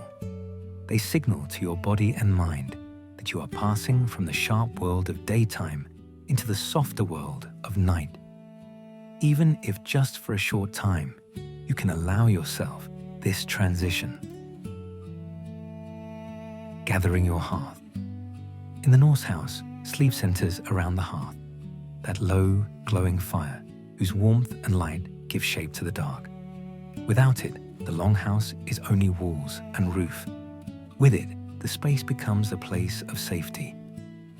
You can imagine now that somewhere within you there is a similar hearth, not a literal flame, but a quiet center of warmth that you can tend with your attention. To find it, you might begin by noticing your breath. You do not need to change it. Simply notice air coming in, air going out, the gentle swell of your chest or belly as lungs fill, the easing as they empty. Perhaps your breath is shallow and quick, perhaps already slow and deep. Whatever it is your life's own small fire, burning quietly all the time. As you pay attention to it, you may find it beginning, gradually, to even out.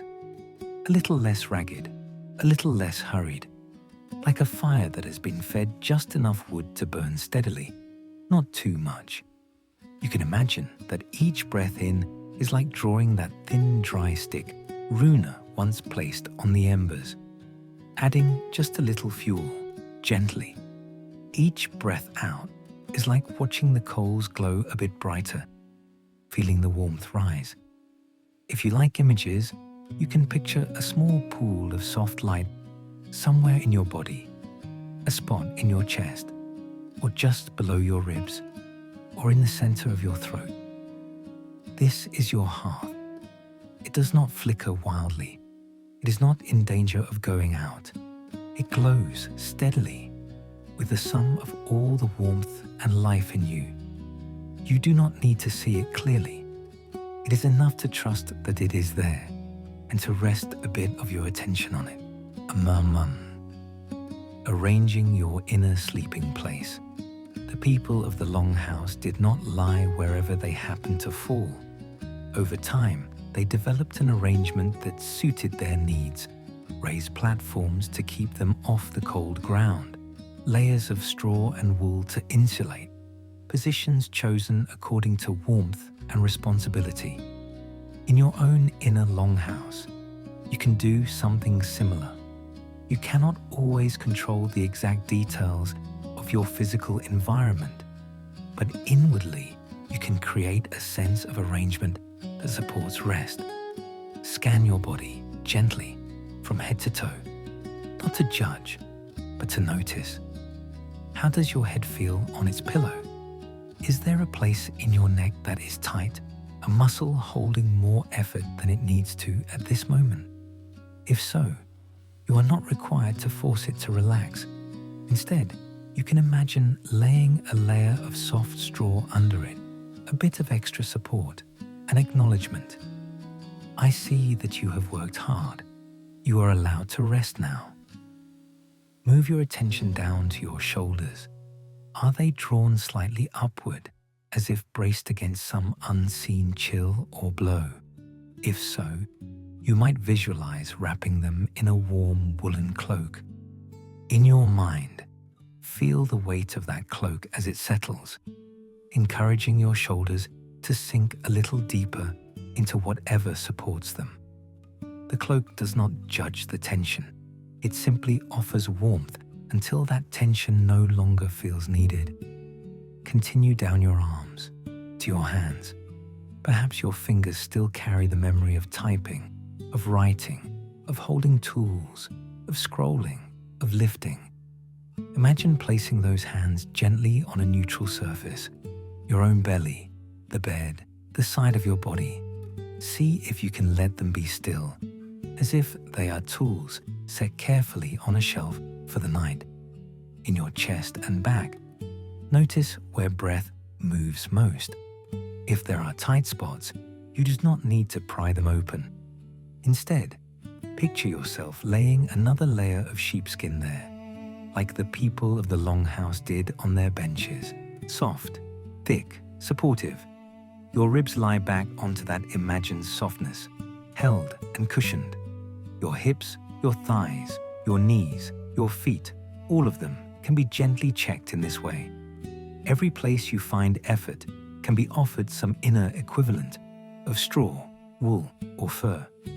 A mental sense of something soft, warm, and supportive, placed underneath or around. In this way, you are making your own bed inside yourself, regardless of what lies under your actual body. You are telling each part, the night here is like the longhouse.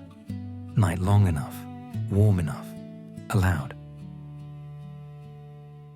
Accepting the middle waking.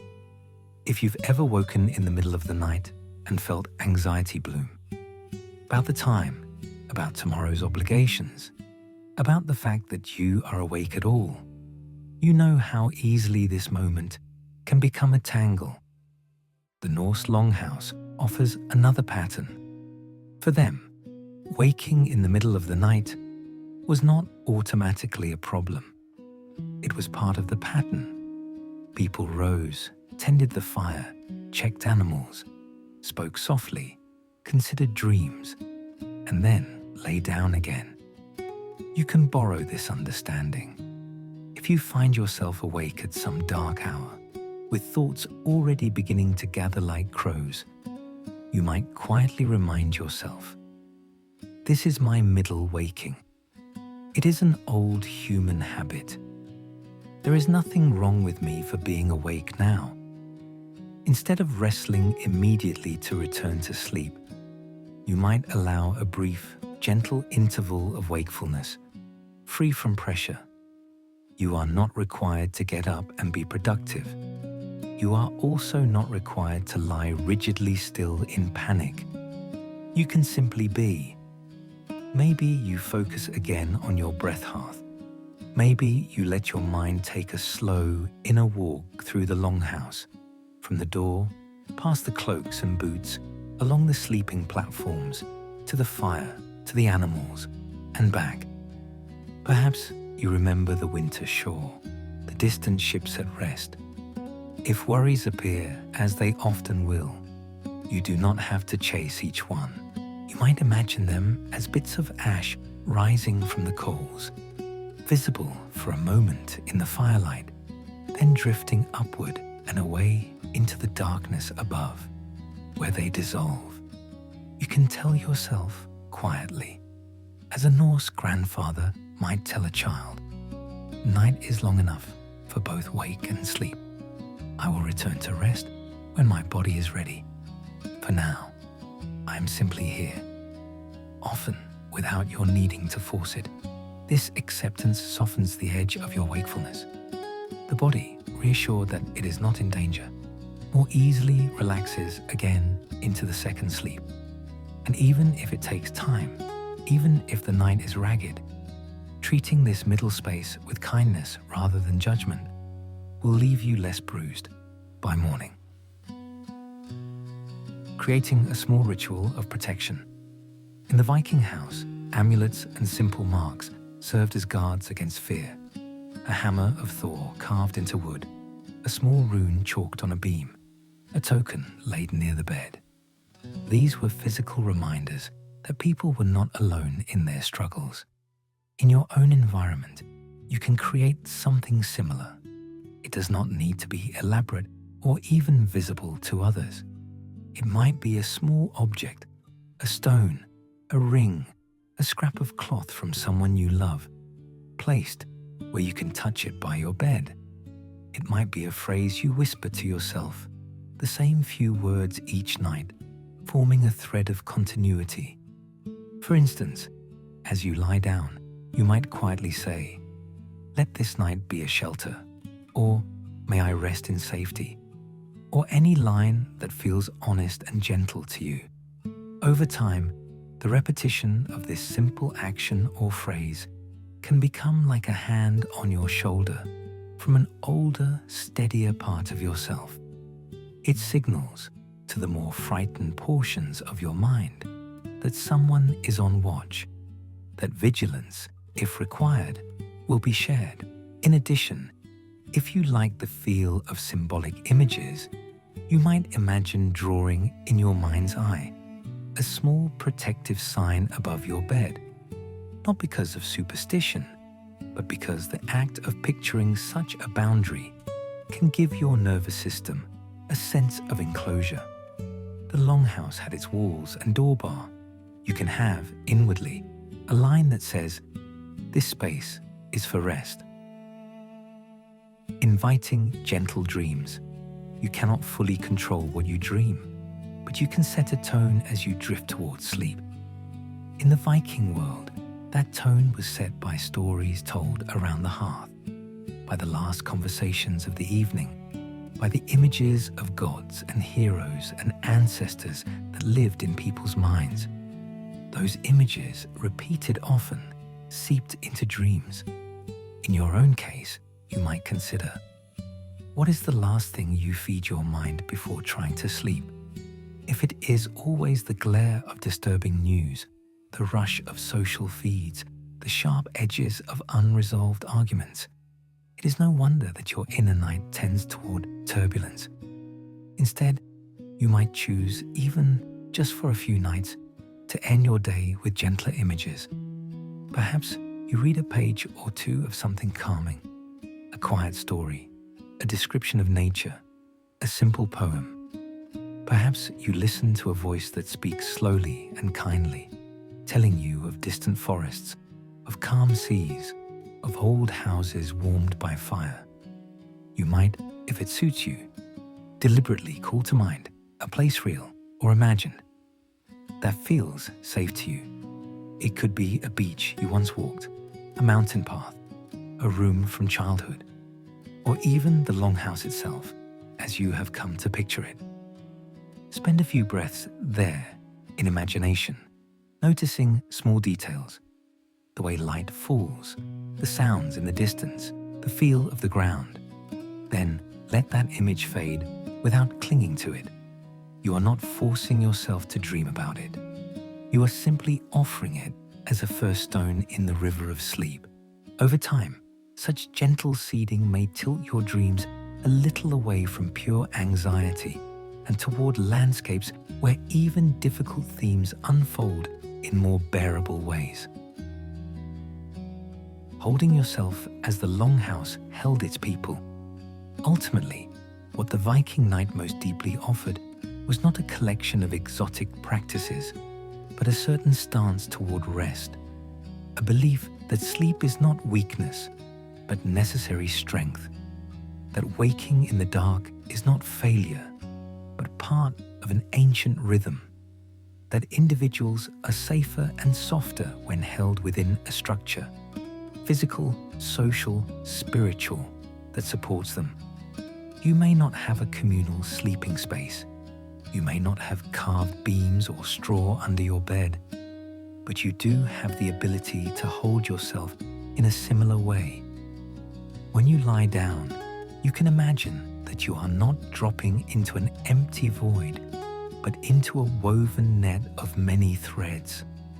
All your previous nights, all the countless humans who have ever slept and dreamed, all the unseen processes in your own body that know how to repair and restore you without your conscious guidance. You can remember that the same life which breathed in the lungs of people long ago is breathing in yours now, that your heart, like theirs, beats on its own, without needing you to supervise every contraction, that your muscles, like theirs, can gradually let go when they are no longer needed to stand guard.